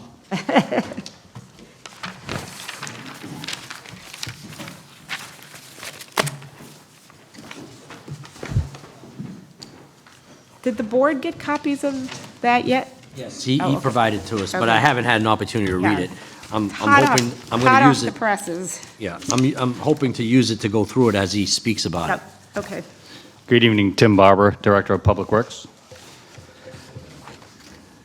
So I prepared a memo in regards to the review of the revised plans, as well as the ongoing evaluation of the sewer and water capacity impact, as well as the peer review for the site. In parallel with the consultant peer review, the Department of Public Works has offered the following comments regarding the revised site plans and sewer water analysis memorandums dated April 7th, 2026 for the proposed Sherbrooke Farms 40B development at 478 Old Westport Road. The peer review consultant is currently evaluating the impact on the water infrastructure based on peak demand information submitted in the memorandum and revised plan set, and has requested additional time to complete this analysis. And they're also currently evaluating the impact on the sewer infrastructure based on the same revised plan set and the memorandum that was submitted, and requested additional time. I would like to recommend or request an extension to the closing hearing date to finalize this evaluation. This section of the sewer infrastructure is critical, includes a private pump station, about 9,000 linear feet of force main that was installed for a private development, by the private development, and then 2 local pump stations that also pump into that force main, and then the last from final fourth, North Dartmouth sewer pumping station impacts. So that's what they're looking at. We had met with Damien and Stantec to discuss what Stantec needs for information, and they did deliver the memo. So they'll be working on that, and hopefully we'll have that in the next week or so to review. Before you leave, when was the date on this that we needed to have final approval? They extended to when? I believe, May 14th. So May 14th. So right now, it's extended to May 14th. I believe is it the 14th or the 12th? Well, the 14th is the last day the board can close the hearing, but the board was going to put in a meeting on May 12th if that was the deadline. Okay. Have you spoken to the applicant as to whether or not they're amenable to extending that date? Yeah, I received a text from him that he is, if needed to extend to clean some stuff up and it's some final stuff, we're comfortable, working with you guys to make this run smoothly. Putting it out 30 days? Well, one of the June is starting to get tight, as you know. Michelle had circulated all those dates for the board's availability. There is a date that is not currently spoken for, which is June 8th, which pushes it out about 3 weeks. We're coming back June 11th, aren't we? Yeah, Oh, there's already a meeting on June 11th with, halfway. On June 11th, Oh, but- we're putting that one on at 5, and we don't have anything else on June 11th, do we? no, you have Hathaway. We have Hathaway, Oh, we we have have Bonneau Hathaway. Court now, and I have a regular. All right, so we don't want to do that. Oh, I didn't realize that would be 2 in 1 week. I don't know how the board feels about that. Well, the problem is, tomorrow's the first day of May. Yep. What else do we have in May? Do we have anything else in? No, So, June 11th. June 11th is a Monday. No, June 11th is a Thursday. all right. So, June- what else do we have in May? Oh, May. Well, May, well, you were going to have Sherbrooke on May 12th, which is in They're not going to be able to make, they're less not than going to be 2. able to get all that information by No, then. we're not. I think it would be more efficient if we could get them all of the proposed conditions, including water and sewer, before the next meeting. And then the next meeting after that is on the 21st at 5 o'clock. You need to review and finalize and vote one way or another on Hawthorne because the decision has to be filed by the 22nd. So you have Dartmouth at 5 o'clock and you have Hathaway at 6 o'clock. So you already have 2 40Bs on the 21st. And a regular case, and now the preserve. Well, the preserve may get Right. withdrawn, so, You're going to give us all these dates, because I haven't typed them all in yet. yep. All right. So then that in June, I think June, we said the 11th for Hathaway. Hathaway has to close by July 7th, which is kind of right in the middle of the 4th of July holiday. So the plan is to have 2 meetings in June, the 11th and the 29th for Hathaway. Are you guys adverse to putting this on for the Monday, June 8th? We'd have 2 meetings on the first week of June, June 8th and June 11th. Mr. Human? I can do June 8th. We're just going to have to, bite the bullet, put 2 in a week. and get You're these almost things. done. You're almost at the finish line. Yeah. Are you available, Susan, for June 8th? I am. All right. Are you available June 8th? Yeah, you are. My life revolves around How about you? this. June 8th? Yes. Okay. Alvin, June 8th? June 8th. Yeah, he said yes. We're doing June 8th, 6 o'clock or 5 o'clock? This one. This one. Is there anything else we need to know, Mr. Barber? I do have a list of additional comments that on the revised plan set. Okay. That I can read all the comments if you like. You can do that rapidly, yes.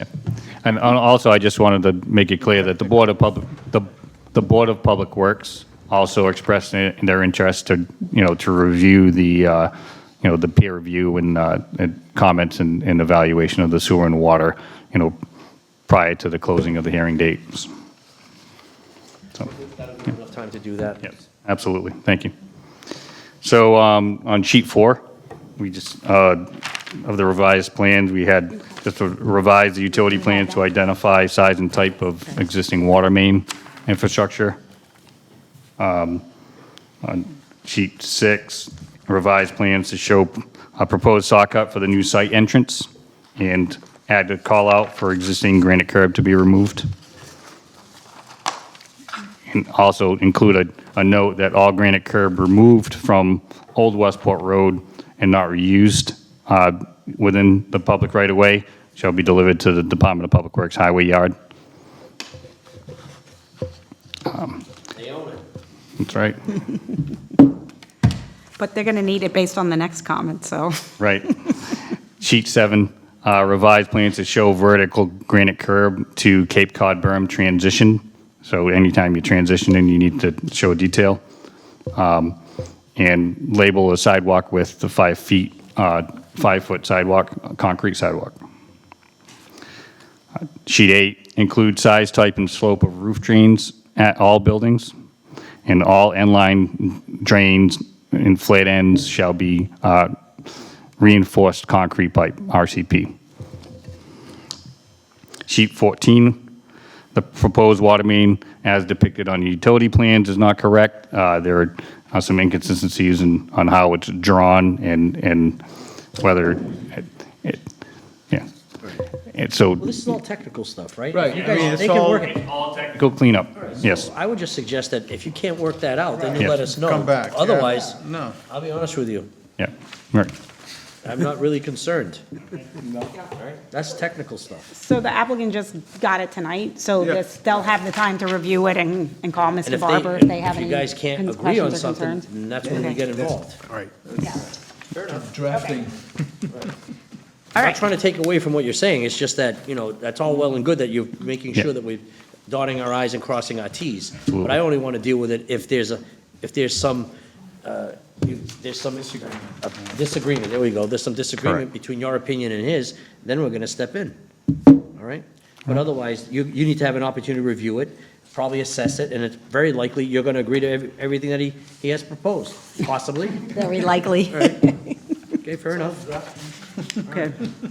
We can also hold a meeting to discuss, the request for revisions in the comments, so, Good, all right. okay, thank you. So, so I can probably then summarize and condense the 2 letters from Niche Engineering, and then the same thing, if the applicant has concerns, they can reach out. But I'll just point out a couple of things for tonight, since I'm neither of these engineers, but we have their letters. As I noted in Mr. Gabriel's letter about the civil, there was the concern, and Mr. Barber and Mr. Giosa also pointed it out, that the concern is about maintaining the buffers for the existing residential homes, both across the street and the one to the southeast. So the plan, as it's been represented, is that there's a number of trees, and it's on, I think it's on, is it on sheet 7 that it shows which ones, are there ones that have like X's through it?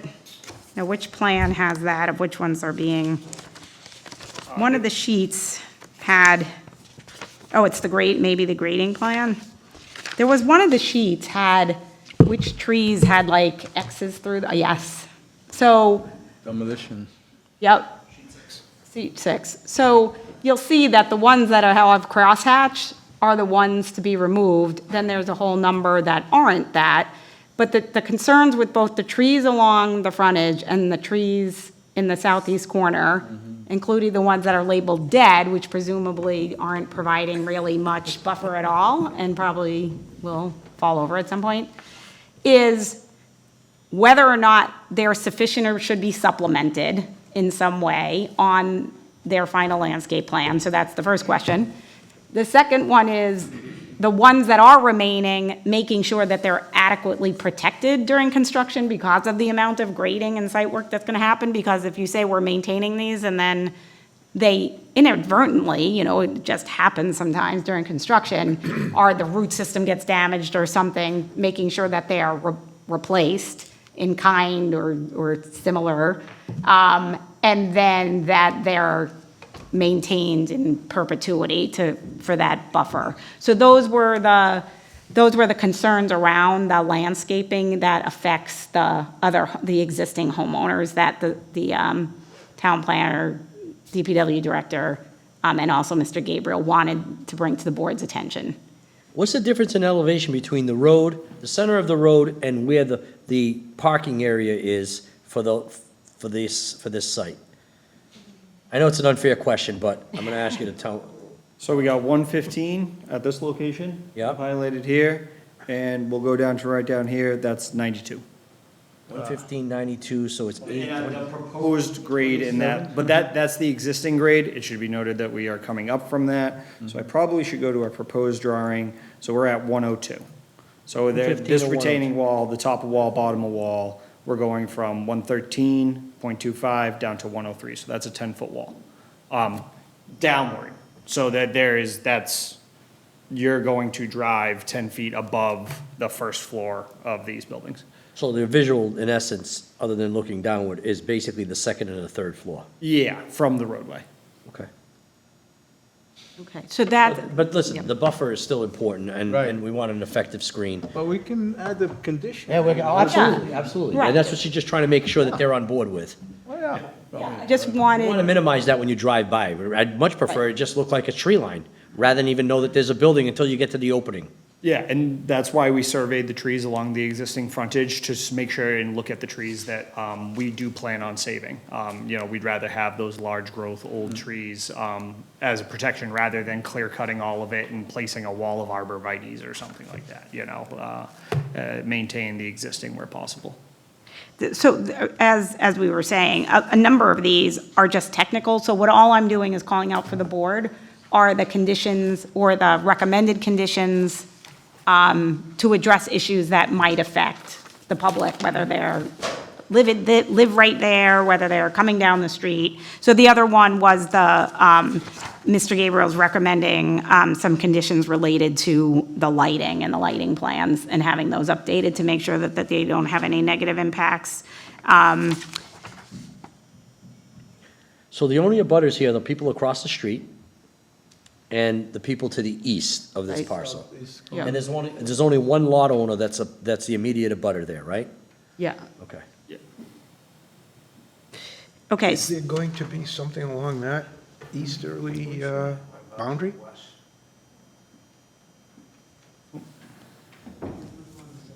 Is there going to be some kind of There's a a detention tree line? pond. Or Yeah, so this is maintaining the existing tree line that we have shown. Oh, okay. Or this is the proposed tree line. I can, Is that a detention pond in there? yes. Okay. Yeah, it's a big cut down to get to that, but this, let's make this a little thicker here. Is that going to be fenced? On this top edge, it currently is not proposed that, but if wished by the board, we can put fencing along that edge. What's the drop? 5 feet, so? From here, it's a 3-to-1 grade. Yeah, but what's the? From the top, we go from elevation 116 all the way down to 101, so it's 15 feet from this location to this edge. And then this is the access around the basin. So then then there's another additional down to the bottom of the basin is 95. I don't know. I don't know how I feel about a fence there. I don't know if that homeowner's here, but I don't know, they might want It makes it look more trees. commercialized. Yeah, prefer trees to fences. Yeah, this will be, it has to be cut back, and will be loamed and seeded. It can be allowed to return back to natural vegetation. This area here, does need to be maintained, but that's at the bottom of the hill, as that's associated with the, access to the basin, for maintenance. Where did you say there's gonna be a retaining wall? Is it gonna be right at the street? Retaining wall is along this frontage here. And so is that, level with where the sidewalk is gonna be, or is that higher or lower? Yeah, the top of the retaining wall is on this side. So, and then the drop occurs to get down to our access. And then how long of a drop is that? That drop is roughly 10 feet at this location. Is there, what is proposed, so is there any safety concern for the board with a 10-foot drop right off of Old Westport Road? Yeah. What, is anything proposed there to drop prevent almost people exists from already. falling off in the middle? Like if someone's walking down Old Westport Road and doesn't realize? Yeah, we can definitively add some fencing in that location for the next revised plan. I think so. Yeah, we're comfortable with that. Clumsy people might be. Well, you know what, or, well, it might not be, maybe it's not a person, maybe it's a car goes I off the know. road, right? A It car should be could, guardrail, I mean, maybe, maybe I it's don't just even needs to be bollards or Well, something. there's a tree buffer through that Okay, hole, right? right. There's existing trees along that frontage, right, that we're maintaining, and then additionally, we'll have supplemental Right. plantings. So, It but kids- I think a small 5-foot chain link fence is reasonable or acceptable appearance fence, a post and rail or stockade of whatever. What would the Well, board like? let's see what the planning director has for a recommendation, and then we can decide how we want to implement it, because I want it to be aesthetically pleasing. Yeah. Yeah, but you can do chain link with the PVC, like. Or black. Like a black is chain link nicer. is Yeah. usually hides, that's usually the most Coated aesthetic. with black, yeah. Yeah, You don't really black see, epoxy it coated. blends in with the landscape, yeah. Yep. Okay, so that's, again, that's just highlights of Mr. Gabriel's. And then the other one is the transportation. The most significant conditions on the transportation, and this goes to the entrance across from Lucy Little Road. Do you have a sheet that shows, it's probably sheet 7. If you zoom in there. And Mr. Barber can speak to these as well. The proposal is, and particularly with the UMass Dartmouth, just very close, where there's the potential that there could be residents who work or attend the school, et cetera, and making it a pedestrian-friendly type of location, is the installation of the crosswalks.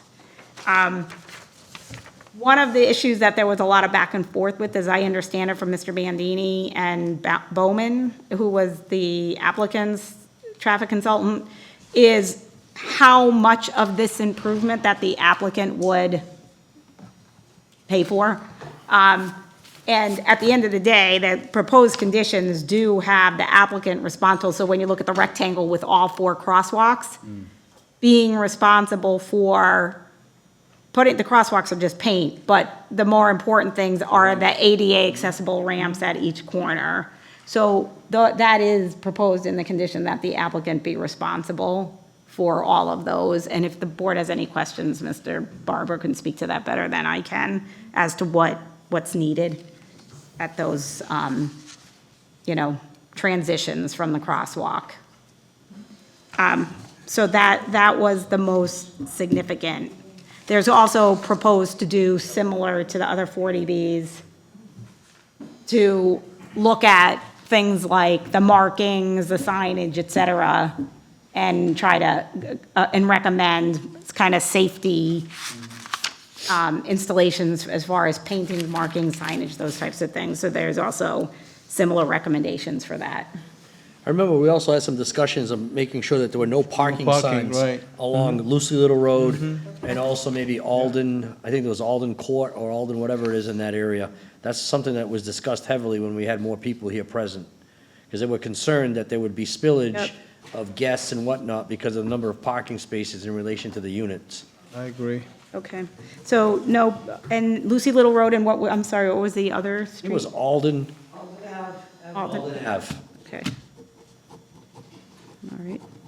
Yes, sir. Could I request that the condition, if written, explicitly state how many or, locations? I think it'll be in coordination with the DPW director. DPW, okay, all right, yeah, so I just want to make sure, the extents of which the condition we would be agreeing to. I think we're very amenable to those parking if requested, but just wanted to make sure, we're in the same understanding. It was discussed, and they were present. You had more people here at that time, and it didn't seem like as if there was going to be any opposition.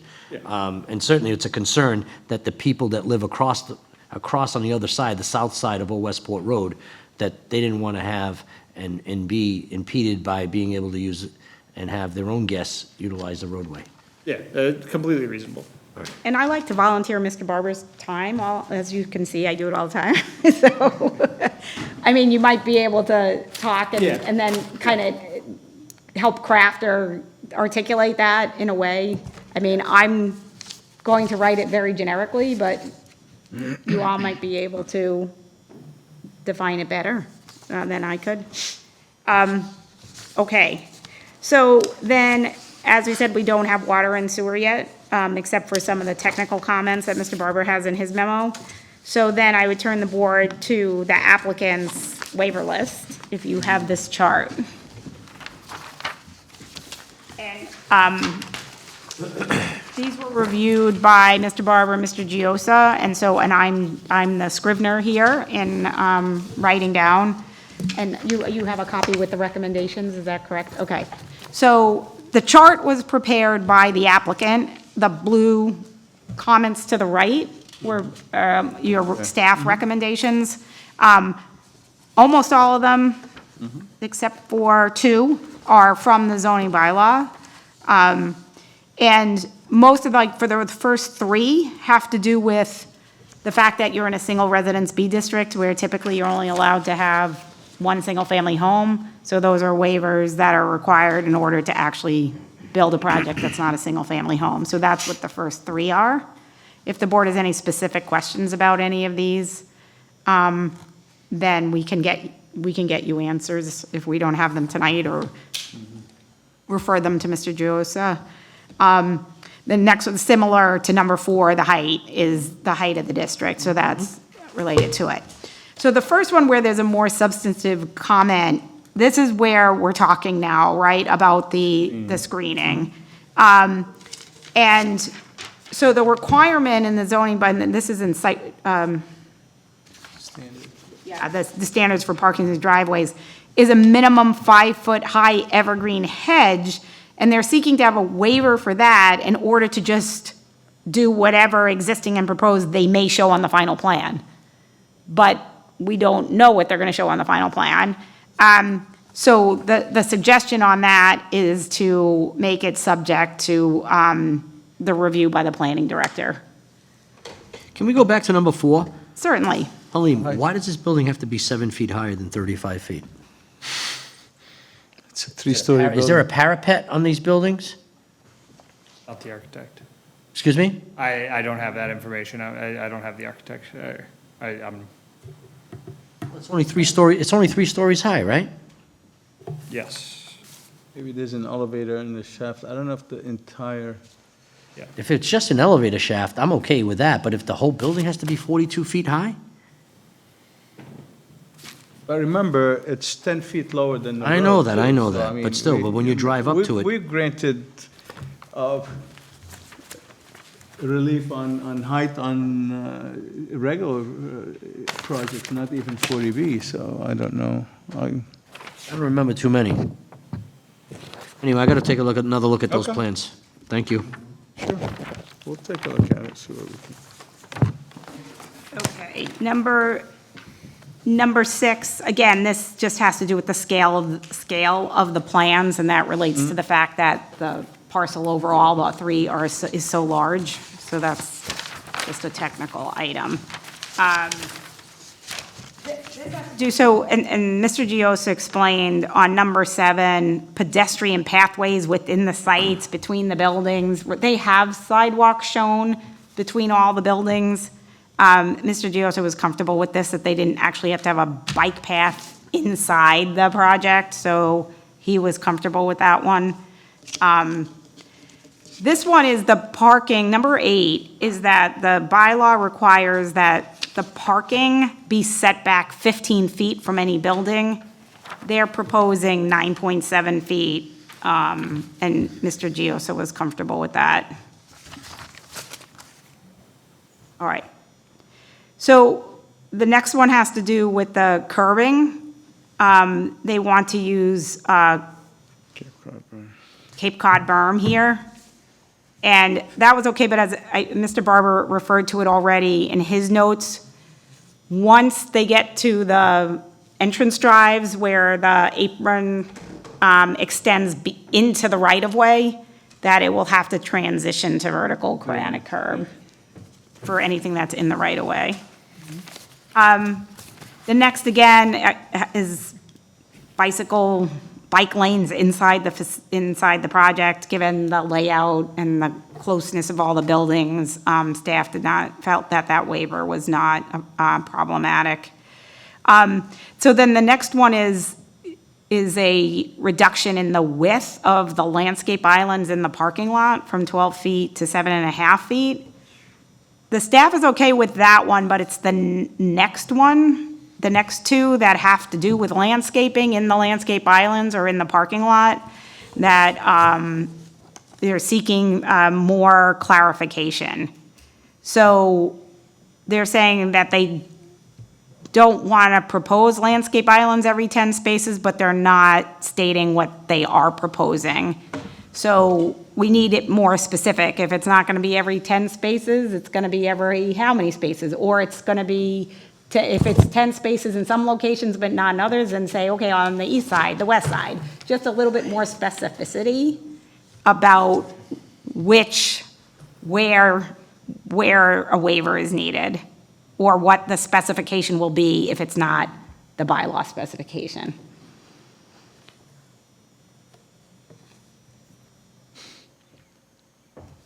I'm just letting you take your note. Yeah, thank you, I appreciate that.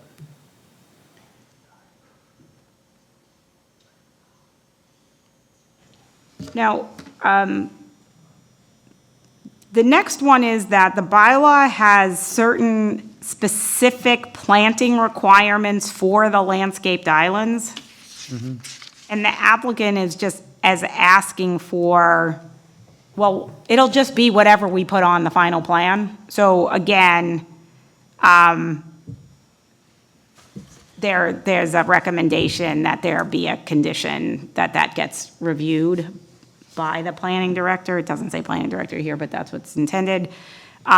So that it's not, oh, we put, 3 shrubs in a however long, right? So that there's some reasonableness there to what's planted. So that's, again, the landscaped islands. And then there was a question that Mr. Giosa had, whether or not you were referring to D6 as opposed to D4, number 14.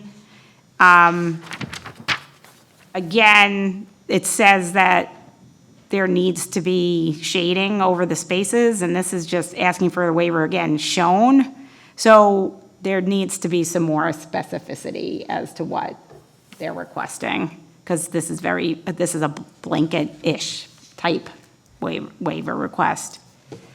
The next one is just a requirement in the ZBA's comprehensive permit regulations. There was a requirement that the plans that they submit show all of the trees over 4-inch caliper. It's a, how many acre site? 80 acres? Yeah. So What they've done instead is just show the trees, particularly in the areas where they're intended to be well, obviously in the back, they're all gonna be maintained, in Lot 2, but on Lot 1, the ones that that's what we were pointing out earlier when he was sharing the plans, all the ones along the frontage and particularly along the east. So, What about the west side? Hold on. What about the west side? Hold on. You're gonna have an opportunity, sir, to be heard. I am gonna open up to public comment. number 16, again, this is the stormwater regulations, talks about locating the existing trees, and they're, again, asking for a waiver to just show existing trees that are in the affected area. And then this is where it just comes back to, making sure that all of the plans show the trees that are to remain, and then there's gonna be proposed conditions about the maintenance of those long-term.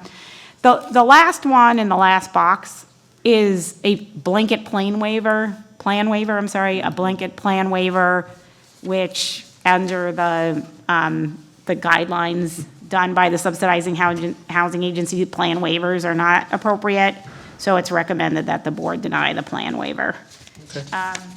And so that kind of just is an overview of where the consultant and staff conditions are. Of course, there's then all of the general conditions that the board typically considers, which, are more lengthy. At this point for this project, they only have 16 waivers? Right. Yeah. Yeah. A lot of the landscape waivers, I don't know why it's so, is it that tight that you can't provide? Because all I see is a big, large, the buildings and all the parking and the impervious surfaces, it's all in the front. Like really, I mean, is it really tight to provide like a 10-foot landscape island for every 10 parking spaces or 15 parking spaces, I was trying to look at the landscape plan, and I think I couldn't find, I'm sure I have one that they submitted. It's because of the wetlands, and that's why they're trying to confine this to the location that they have? No, I mean, it Limit is, the but wetland impact? you might end up losing 4 or 5 parking spaces maybe, or something like that, Well, and there was a lot of concern with the But butters to parking. making sure that they had enough parking. But Would you like me to? Yes. Yeah. Sorry. Yes, so again, the proposed design is the preferred design as stated by the chair. We're trying to reduce our overall impact area. There is the wetland and the ponds in the back of the site, right? Adding, and then meeting those kind of those standards for these type of developments, right? In the parking amounts that we found there, I believe it was the parking ratio, the 1.76 is adequate for, this type of area. Adding in those landscaped islands, it could potentially, push to additional parking areas in the rear. It's just, this is the preferred design, and adding in, additional landscaped islands and of the such could, No, I understand. You can't move 10 feet northerly of where you are right now. Yeah. You can't? Could we, right, you're saying here? I mean, all I see, believe me, and I'm not huge on landscape or whatever, but I mean, when you see 4 or 5 buildings with how many parking spaces you have over there, 100 and, the 4, it's all like open 267. buildings and, yeah, maybe because I don't have you have some landscape on the end of the islands, right? Yep. Yeah. Yeah, there is landscaping islands throughout the property. Again, we were based, on the design of the site, trying to just, limit and compact the proposed development to be as efficient as possible within that, property line layout, right? I understand. So adding, additional landscaping islands, again, we were trying to get within that 1.75, parking ratio, so this is just an efficient layout to get that done, and that's how it was proposed. There is a big, amenities area that will be planted out. There is landscaping, right? The idea is that, this will be a visually You know, we're not trying, the appropriate area, you know, with landscaping and shrubbery to make it a nice place to live. You know, it's just meeting that specific requirement as we're going through this permitting process where we stand and having, you know, the variance, because we still have to go back to the Conservation Commission, get approval from them, that getting a variance for this condition now would just, you know, make sure that we can plant it, and make this as compact as possible. Can you just show, like, 'cause, on the, if you zoom in the different areas, like to the left of the amenities building? To the left. LF, is that mean landscaping? Yes, yeah, those are landscaped island, just meaning it could, you know. No, I see them, I mean, but, you know, they're huge buildings and. You feel they could comply and still minimize Yeah, impact? I mean, I think so, but it's okay if everybody's saying, you know, not, Well, we're not here to decide on it today, but you want to strongly voice that concern, or you just no, I'm have a just concern? saying. Because if you want to strongly voice it, let them know What's your now. opinion? I mean, what's, The thing is this, I'm not good at looking at, I'm going to be honest with you, I'm not good at looking at this plan and know exactly how it's going to translate. This is not my area of expertise. This is your area of expertise. So you know already Yeah, that when it's you like- look at it, it might look what is compromised. that, I mean, Actually, you have a apologies. landscape plan? I might have a site rendering that could be useful. Is, I mean, 7.5 feet, you can have a large tree planted in a 7.5-foot island, you know, just, you don't want to see like an old supermarket parking lot, you know, No, I- or I- some, you know I- what I'm I saying? understand that. That's what I'm getting at, that's just. Project.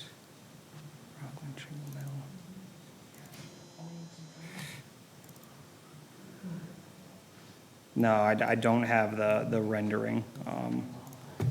Do you have a landscape layout that shows the trees? So And the landscape layout that we currently have is not up to date with the current site layout. But, I mean, it's got to be close, right? Yeah.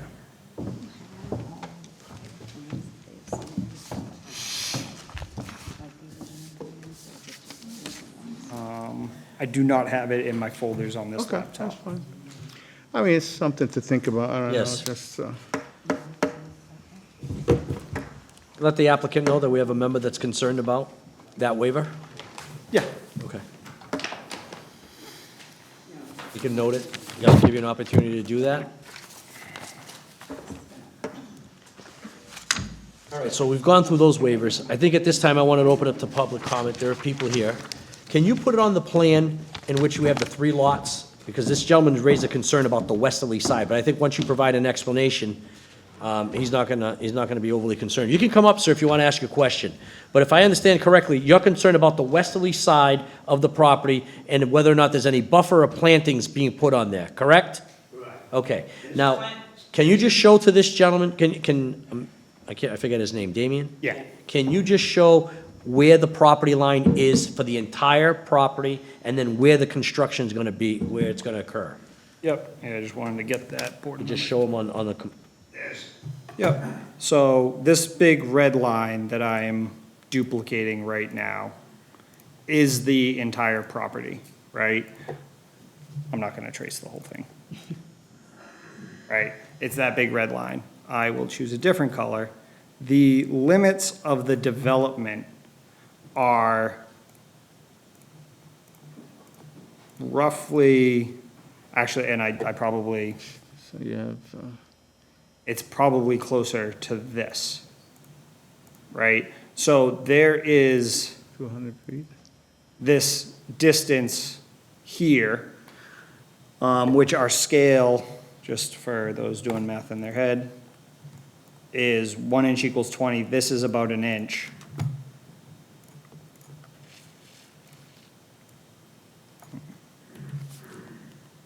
It's gonna be hard to draw that way. I'm not gonna do that right now. You know, this is a distance greater than, you know, 500 feet.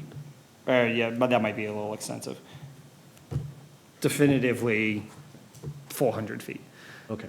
So there's, from where the build area is, there's a 400-foot buffer in essence that's going to be untouched. Is that fair to say? Yep. It's going to be untouched, that will remain in its condition. Does the cover sheet have the area on it? Yeah. And I would note as well that there is a wetland area through here that we, and a pond. That you cannot touch. That we cannot build on that pond. So, the cover sheet, again, if we were to show this aerial, right? So the majority of the development occurs, that's gonna be real thick. You're going the wrong way. Yeah, I'm trying to get out of it. Come on, leave me alone. There we go. That's too thin. And blue lines kind of stink.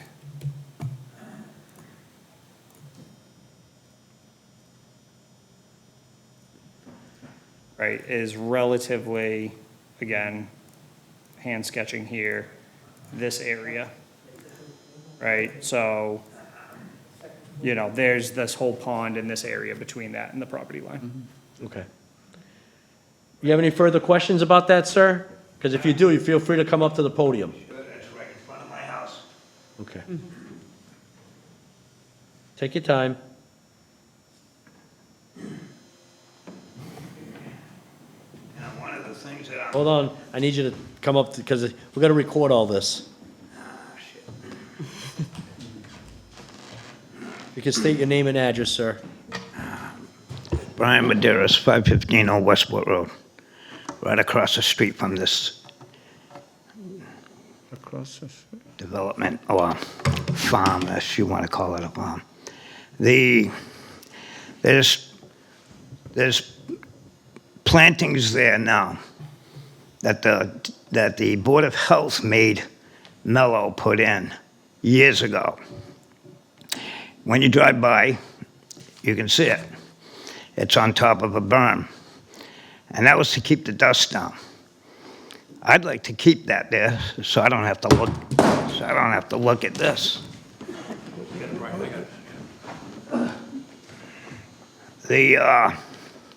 So they had, in the past, they were required to put some plantings there. They did. They were To required. minimize the dust from the operation of the They were required to quarry. put it there. And they built it up on top of a berm. On a berm? They put a big berm. Okay. And then they put Yeah. the arborvitae's on top of that to make it even taller. I mean, the other thing that I questioned is, one of the first questions is, I can't believe we're this far into this project and we're getting all this waivers and all this other stuff. Jesus Christ, But anyhow, how far that's his house? is the building, the corner lot, the corner building, how far is that from the street?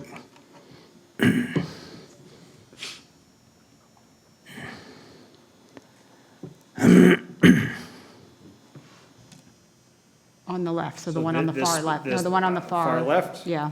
Right there. How far is that from the street? So the setback for this building is 162. That's a closer setback, so that's why we include it there. So at least 162 feet. And then I would approximate an additional 10 feet or so, so it's So the just. closest point is 162 feet, correct? That's No, not that's 100. the amenities building is 162. Okay. No, and that's 62 to the property line, not 162. Oh, 62. So 62. Yes. So you're pretty close to the road, then, that building's gonna be pretty close to the road. Yeah, it is outside of the Setback. the setback line, which I will show here. Right, so this is the town setback. It's 5 feet. Along, right, so I traced that there, and then again, continued here, right? The 60-foot frontage setback. Right, so I don't need to, right? I mean, those setbacks are for single-family homes, right? Yes, understood. Right. It is the town bylaw. We don't need. So to make this aesthetically pleasing to the eye, of course, the closer you get that building to the street, it's worse. So you're going to have some pretty big plantings to cover that eyesore. I call it an eyesore because the first time we saw that, what your rendition of the buildings were going to look like, we haven't seen it since, but it was pretty ugly. Do I like it? No, I don't like it. I think I'd rather see rocks there, you know what I mean? But, so I'm asking the board if they can make it and take a ride by there and see the berm that I'm talking about. It's right across the street from my property.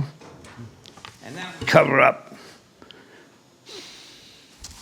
quite a bit from not only myself, but from my other two neighbors on either side of me. They're not here tonight, but because they gave up. They gave up on the town. This is like we're being sold out on this job. 4 people to show up at a meeting.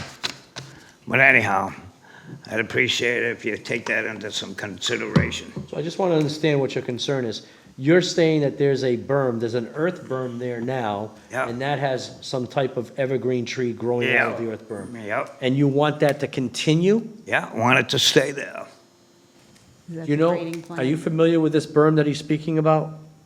So I'm looking at so I was trying to decipher that. Let's go, I guess, existing conditions. In comparison to this building along the frontage, I think which has been demoed, is it this berm? There's a berm This there. is a graded berm here? Yeah, there is, yeah. So our proposed design would be, that's going to be the infiltration basin. The slope of that will impact it. It won't, I'm, looking at what it is, considering it doesn't go that far off site. It would be a drop down, that berm, from the property line, there would be a slope down to the basin from there. And that berm would be. We're doing everything for this company. What's in it for us? There's nothing in it for us, sir. Nothing. You're Do absolutely something right. for us. Okay, hold on, you have to talk to me, sir, right? This breaks down. You have to talk to me. So, you're saying that there's nothing in it for us. I agree with you, there's nothing in it for us. But unfortunately, we're confronted with it. Is his house directly across from where the building's going, or is it offset to the left there? Like, would you be looking diagonal at the building or straight onto the building? Well, take a ride by there and you'll see what I'm talking about. So, your property, is that the property there that's? The property, yeah. What is it there? Is that an orchard? Yeah, All right, so you're the one that owns the orchard? yeah. Okay. I'm not ready to give up yet. You shouldn't, and you shouldn't. Stay around just to piss you people off. So I think, Mr. Chair, that this goes to the questions that the planning director had, and I think this gentleman is expressing about, it says LS for landscaping right now, but they haven't fully developed what that land, LS, what is actually going there. And I think that's the question, is that LS area along the Old Westport Road, is that just going to be bushes? Is it going to be trees? Is it going to create some sort of screening for this gentleman's house? That's, right, is that the question, I guess? Is that your question, sir? That you would like screening so that you're not necessarily looking straight on to that Right, building? yeah. Is that your? I'm gonna lose enough. I'm gonna lose the light. You guys are gonna put lighting in there. We've lived there for 100 years. I've lived there for 68 years. So this is a change for me. So when I look out my window and I don't see no lights and I can see the stars, that's all gonna change. And that sucks. That really sucks. I might as well just live in the city, sell the farm off. You guys are losing them anyway, so left and right. But, hey, we can make another farm. We'll call it sherbet farm. And grow buildings We'll plant instead. houses in here.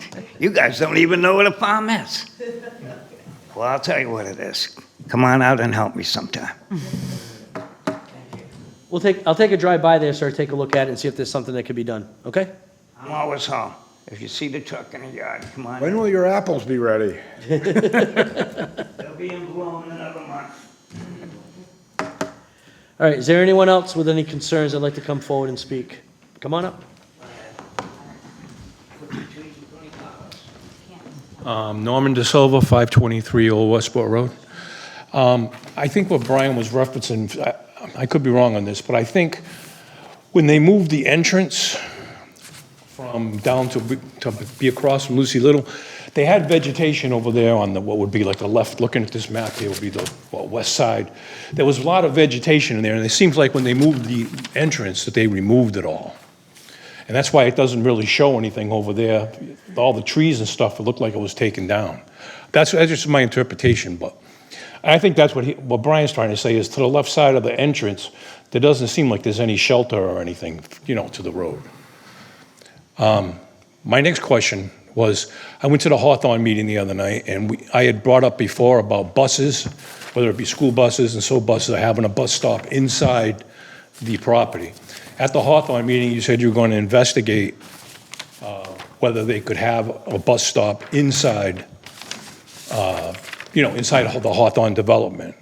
I want to know why we can't have that same consideration here and get the bus stop moved inside the building like you were going to do for them or try to do for them. Well, I don't know where we're at with that, to be honest with you, but I'm sure that Yeah. she can provide So- some light on it. The way that conditions is worded for Hawthorne and could be done the same way here, because, that applicant thinks it would be safer and better, right, than having the bus stop, et cetera, is to have the applicant work with the school department and the police department to come up with the safest location. So Right. the board's not going to tell them, oh, it has to be on Old Westport Road. I know the board doesn't, you know what I mean? They're going to say, work with Right. work Well, with the town officials in charge of that and come up with the safest location. Okay, that's fair, but obviously it's safer to have bus stop inside of the property versus on Old Westport Road.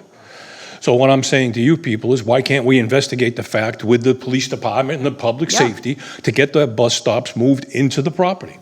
Yeah, that will be a condition, that they work with the police department and the school department to figure that out. Okay, so if they do get theirs moved inside, there should be a good chance that we can get ours moved inside too. Well, I don't know if they're gonna get theirs moved inside. Well, because- I don't know because either. It's my understanding that the school department, they don't promote, or they don't usually want buses going onto private property and having a bus stop on private property. They wanna stay on a public way the entire travel time that they have with that bus. I think it's a question that the town administration with the police department and the school department need to have together, and I think that the fact that there's 3 projects that may generate a number of school children is going to facilitate that conversation be had. We just can't tell you what the outcome of it is gonna be, because it's in their control. I see where the one on the Hawthorne is much more practical to actually implement versus this. This, they're gonna drive in, and that bus has to back into some lane of travel inside the site in order to be able to come back out. We got everything so squeezed in there in this thing, like the gentleman was saying about landscape, everything's squeezed in there. They're getting such a bang for their buck, they're going up 3 floors, they're not doing that at Hawthorne. And I know you can't do it's apples and oranges, I understand that. But this project compared to, Hawthorne looks like Beverly Hills compared to what this is gonna look like. You ought to go to Hathaway. See what Hathaway looks like. Thank you for listening to me all these times, I appreciate it. Thank you. Anyone else wants to come forward and speak? Come on up. Name and address. Melissa Gagne, 489 and 483, which is directly across and on the corner of Lucy Little. I do have a problem with 489 and the sidewalks and whatnot. So if you look at the town I lot, had a problem with 49, I'm not sure if I yep, follow. 489 is on the corner. So right where you have, come down towards the right across the street. There's 2 homes. Yep. You're right in that area there? That's my driveway, that opening, and then the next Okay. one over is also mine. Thank you. So the first lot on the corner of Lucy Little and Old Westport, the town actually owns the corner, which stops me from putting up trees, fences, any type of privacy. I've maintained it, or the family has maintained it. It goes back to my great-grandparents owning that property as well. And we've cut the lawn over all these years. But I cannot put up trees. I'm letting rhododendrons overgrow my windows at this point because I don't want to trim them. And if they can get away and have all these excuses to do things, I'd like, to be able to add privacy to that lot as well. Or put something on the other side. I'm wide open. My living room window is a matter of feet from the street. So to add handicap sidewalks, which I'm not against, I was a physical therapist, I get it. I'm open to that. But, you're literally moving into my living room. So this is huge. Yeah, That's what I was thinking, but anyway. So continue. the issue could be, I'm not a traffic engineer, but I spend a lot of time on a planning board myself. When you're coming down Lucy Little, you need to be able to see oncoming cars, right? So that's called like the sight triangle or the sight distance. So when those crosswalks get designed, they're gonna have to work with Mr. Barber. And then they can determine maybe what that sight distances are and figure out if there's somewhere. I don't know, like I said, but. I cringe waiting for cars to come through the living room as it is. A huge boulder, stop, something, like, it's awful. I suspect you own to the corner. No, the town, Nope, they're just telling you can't put anything there because of sight distances. there's an easement line or some sort. You have an You tell easement? me, I would love to know. I've I don't maintained it know. all these years. I haven't seen your deed. We've been stopped from doing things in the house because we're too close. Well, the person- So they're getting permission to do basically anything they want across the street. Do you know But I our- can't Do you know get our permission. planning director? No. Well, he's someone you could run that by. He'd be Yeah, a I great think person to speak to about that. You could even probably set up a time in which you can meet with him, and he could explain to you what the requirements are there. Okay. Because. I'd like to start Yeah, 'cause some it's- sort of, not a tree line to block the view, I do understand that, but, I don't have an The option plan- here. So the board, there's going to be a proposed condition that the board's going to review, requiring them to put in the crosswalk and reconstruct that corner. Yeah. That's going to have to get reviewed by Mr. Barber and maybe also the planning director, Mr. Giosa. And that might be a time to see if there's something that could be done as well. So I would say, I'm fully exposed to this Mr. development. Chair, I can also speak to Mr. Giosa and Mr. Barber and. Yeah, let him know that there's a concern about the site view on that corner there, and whether or not she's gonna have some. Safety, no. Some ability to add what she Safety, wants to blocking. for Yeah, foliage or some- whatever in the front. Yeah. Excuse me, sir, it's being recorded, otherwise it just muffles everything that goes on. I can't have you speak while we're doing this, but thank you. I'm sorry, what's your address again? Yep, it's 489 and it's 483 as well, but the one I'm particularly concerned about is 489. They're both an issue, but the other one has existing trees. Guessing these properties. Yeah, it's blurry. Yeah, it's- How close, is it very close to the corner? Is that the house right there? Yeah, I would, right here. Okay. Yeah. If you were to pull up, there's been photos that have come up that have shown the line on the screen in the past, where it lays out the different lots with the town and the lot numbers.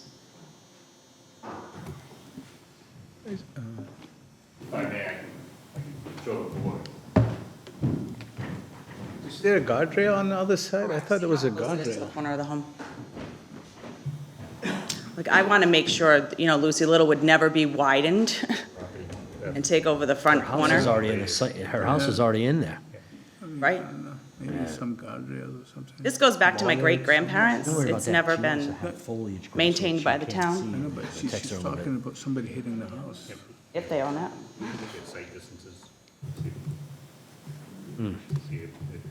Town doesn't own that though, right? It's gonna be difficult. Okay, thank you. Thanks for showing me that. right here, oh, yeah, it's so close there. Yeah. But once you figure out the site distances, maybe the town could put up something there in the right of way. Town doesn't own the corner, does it? Yeah. It does? Oh, that's weird. Yeah.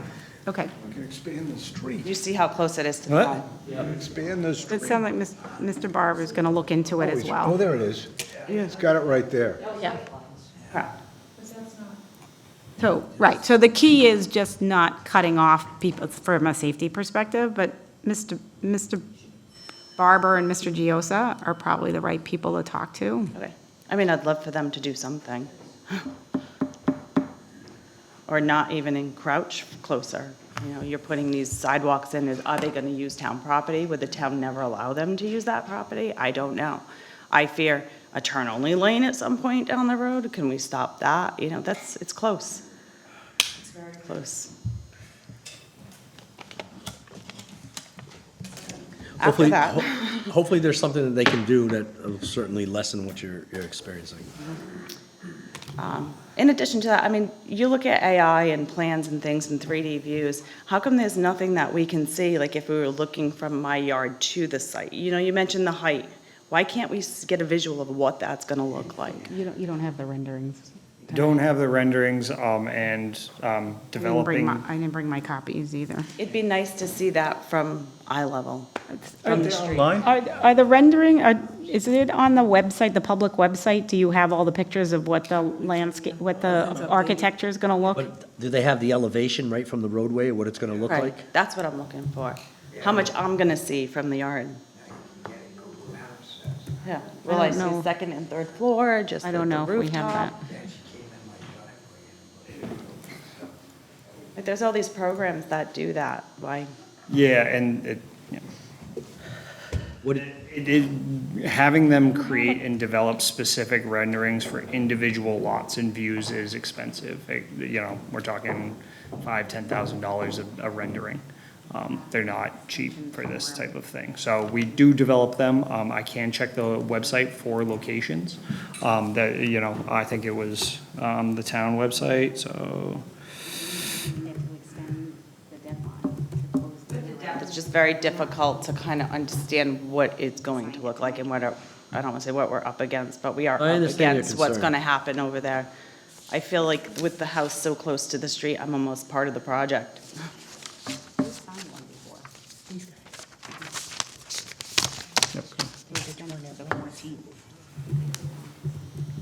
All right. Thank you. Anything? You're very welcome. Anyone else? All right. You just need to give Michelle 5 minutes or less. She just needs to go print out the extension form, Okay. because otherwise, because now the board is going to continue this beyond the current deadline. So if you have permission from Mr. Lincoln, yes? Okay, I'll have to, I guess, If you're- document that in a text. So we can just, I guess, we can just suspend this for now and move on to the rest of what we're going to do into the administrative portion, and then we can come back to it. Yeah, she'll be, well, do you need Michelle for the administrative portion? No, I don't need Michelle for the administrative portion. About the administrative minutes, going over that. So, we'll just, in essence, just suspend the hearing just for a moment so we can move on to, Yep. and make good use of time, and move on to the administrative portion while he's speaking to his applicant. All right, so, let's see what I've got here. So moving on to the administrative portion of tonight's meeting. I gotta find my, We have review and approval of administrative minutes of February 12th, 2026. Any comments or questions, gentlemen? well, I need to. I can't find it. I got it right here, gentlemen. Do you have a list? Here they are, No, right no, I here. have that. Give me the, you have another one of these? I have another one, I think. All right, good, you took mine. Printed my own. All right. Oh, this is yours? I don't know. I printed my own. Okay. So, I have no comments, Mr. Chair. I have no comments. All right, I'll entertain a motion. I make a motion that we approve the administrative minutes of February 12th, 2026 as written. Second. All in favor? Aye. Aye, the ayes have it. Next is review and approval of use variance minutes ZAV 25-13 for 576 Fons Corner Road. I have no Nothing. comments, Mr. No Chair. comment. Neither do I. I make a motion that we approve the minutes of the use variance ZAV-25-13 for 576 Fons Corner Road as written. Second. All in favor? Aye. Aye, the ayes have it. Review and approval of special permit 25-6 minutes for 8 Bono Court. No comments, Mr. Chair. No comments. No comments either. I make a motion that we approve the minutes for special permit 25-6 for 8 Bono Court as written. Second. All in favor? Aye. Aye, the ayes have it. Review and approval of comprehensive permit ZCMP 25-1 minutes for 960 Tucker Road. No comments. No comment. No comments either. I make a motion that we approve the minutes for the comprehensive permit ZCMP-25-1 for 960 Tucker Road as written. Second. All in favor? Aye. Aye, the ayes have it. Moving on to review and approval of administrative minutes of March 2nd, 2026. No comments, Mr. Chair. I have no comment. No comments, gentlemen. I make a motion, are you going to do it? No, it's fine. Go ahead. I make a motion that we approve the minutes, the administrative minutes of March 2nd, 2026 as written. Second. All in favor? Aye. Aye. Aye. The ayes have it. Review and approval of use variance minutes ZAV 25-13 for 576 Fons Corner Road. I have nothing to add. No comments, Mr. Chair. Comments?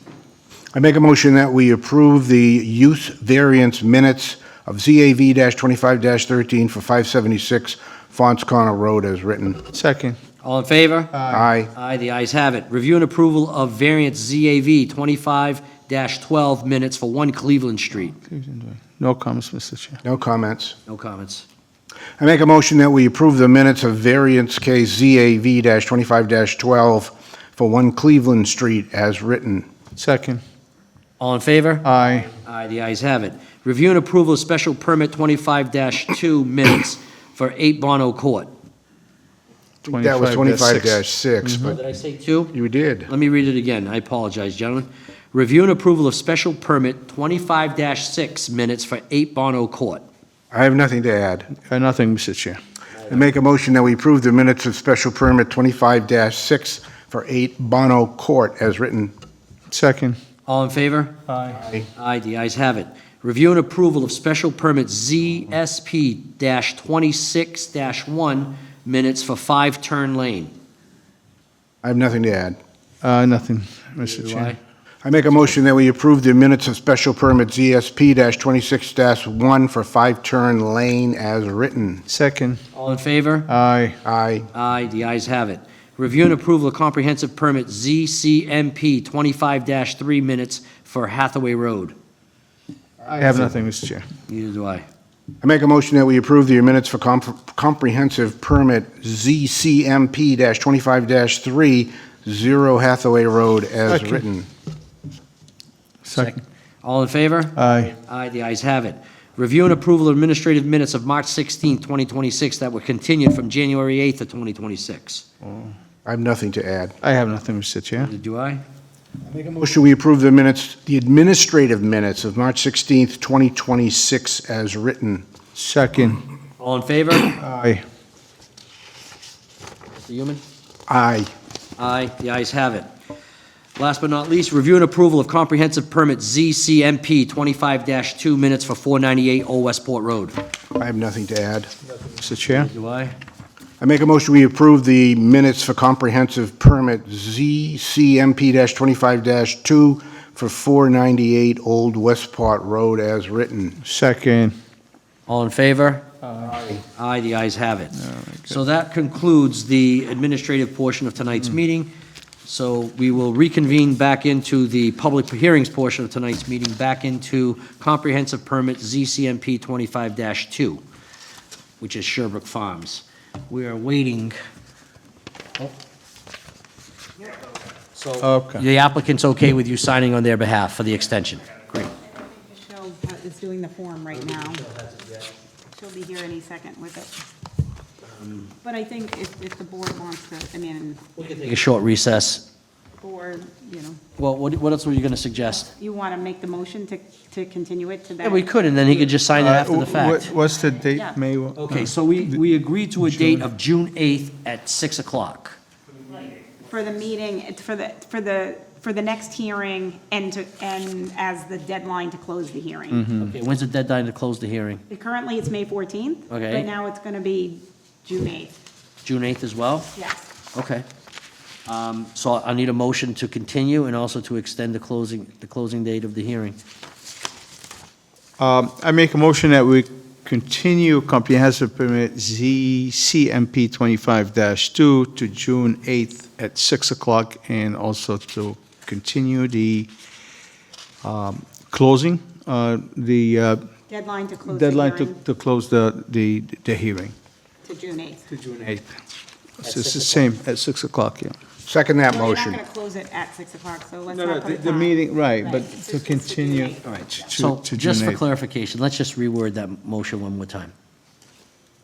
Okay, I make a motion to continue comprehensive permit ZSP-MP, ZCMP 25-2 to June 8th at 6 PM, and extend closing the hearing to June 8th. All in favor? Second. All right, well, I didn't Need a second. second Need a it. second. Second Yes. that motion. All in favor? Aye. Aye, the ayes have it. All right, that being the only thing that we need now to have him sign the extension, I don't think we have any other business. Any other business you want to discuss? Any old business, new business? No, nothing, Mr. Chair. All right, then I'll entertain a motion to adjourn. I make a motion to adjourn. I second that motion. All in favor? Aye. Aye. Aye. The ayes have it. Well,